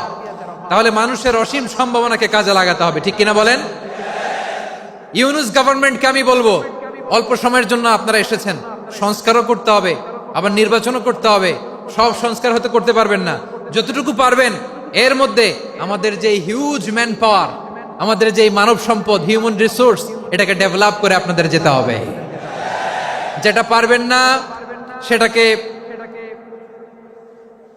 পরবর্তী নির্বাচিত গভর্নমেন্টের কাছে রেখে যেতে হবে, যে তারা যেন করে, তাদের কাছে আপনারা এটা রেখে যাবেন। তাহলে মানুষ চাইলে বিশ্ব জয় করতে পারে। আর মানুষকে হারাতে পারে কেউ? জোরে বলো যশোর, মানুষকে হারাতে পারে কেউ? আল্লাহ আমাদেরকে জনসংখ্যা দিয়েছেন। প্রিয় ভাইয়েরা, এই জনসংখ্যা অনেক বড় সম্পদ, এটা আমাদের জন্য অভিশাপ নয়, আশীর্বাদ। আমাদের জনসংখ্যাকে যদি আমরা জনশক্তিতে রূপান্তর করতে পারি, আজকে বাংলাদেশ যে অবস্থানে দাঁড়িয়ে আছে, বাংলাদেশ তার 20 গুণ উন্নতির শিখরে চলে যাবে। চিল্লায় বলো ঠিক কিনা? আমাদের শ্রমিক ভাইয়েরা বাইরে কাজ করে, আমাদের শ্রমজীবী ভাইয়েরা, প্রবাসীরা, তাদের ব্যাপারে গুরুত্ব দিতে হবে। আমাদের শ্রমের দাম সবচেয়ে কম, সবচেয়ে কম। তারা এম্বাসিতে গুরুত্ব পায় না, এয়ারপোর্টে গুরুত্ব পায় না। এই সরকার অবশ্য তাদেরকে অনেক গুরুত্ব দিচ্ছে। আমাদের অদক্ষ শ্রমিককে যখন আমরা দুবাই পাঠাই, অল্প বেতন পায়, কিন্তু ইন্ডিয়ানরা দক্ষ শ্রমিক পাঠাইলে তার 3 গুণ বেতন পায়। আমরা আমাদের শ্রমিকদেরকে অদক্ষভাবে আর পাঠাতে চাই না, দক্ষ শ্রমিক পাঠিয়ে আমরা রেমিটেন্সের বন্যা বইয়ে দেব। আমাদের শ্রমিকদের পাঠানো রেমিটেন্সের টাকায় সচল থাকে আমার দেশের অর্থনীতির চাকা। তাদেরকে সবচেয়ে গুরুত্ব দিতে হবে। আমরা পেয়েছি ফ্রিডম ফাইটার, মুক্তিযোদ্ধা, আর আমার প্রবাসী ভাইরা হচ্ছে রেমিটেন্স ফাইটার। জোরে বলো ঠিক কিনা?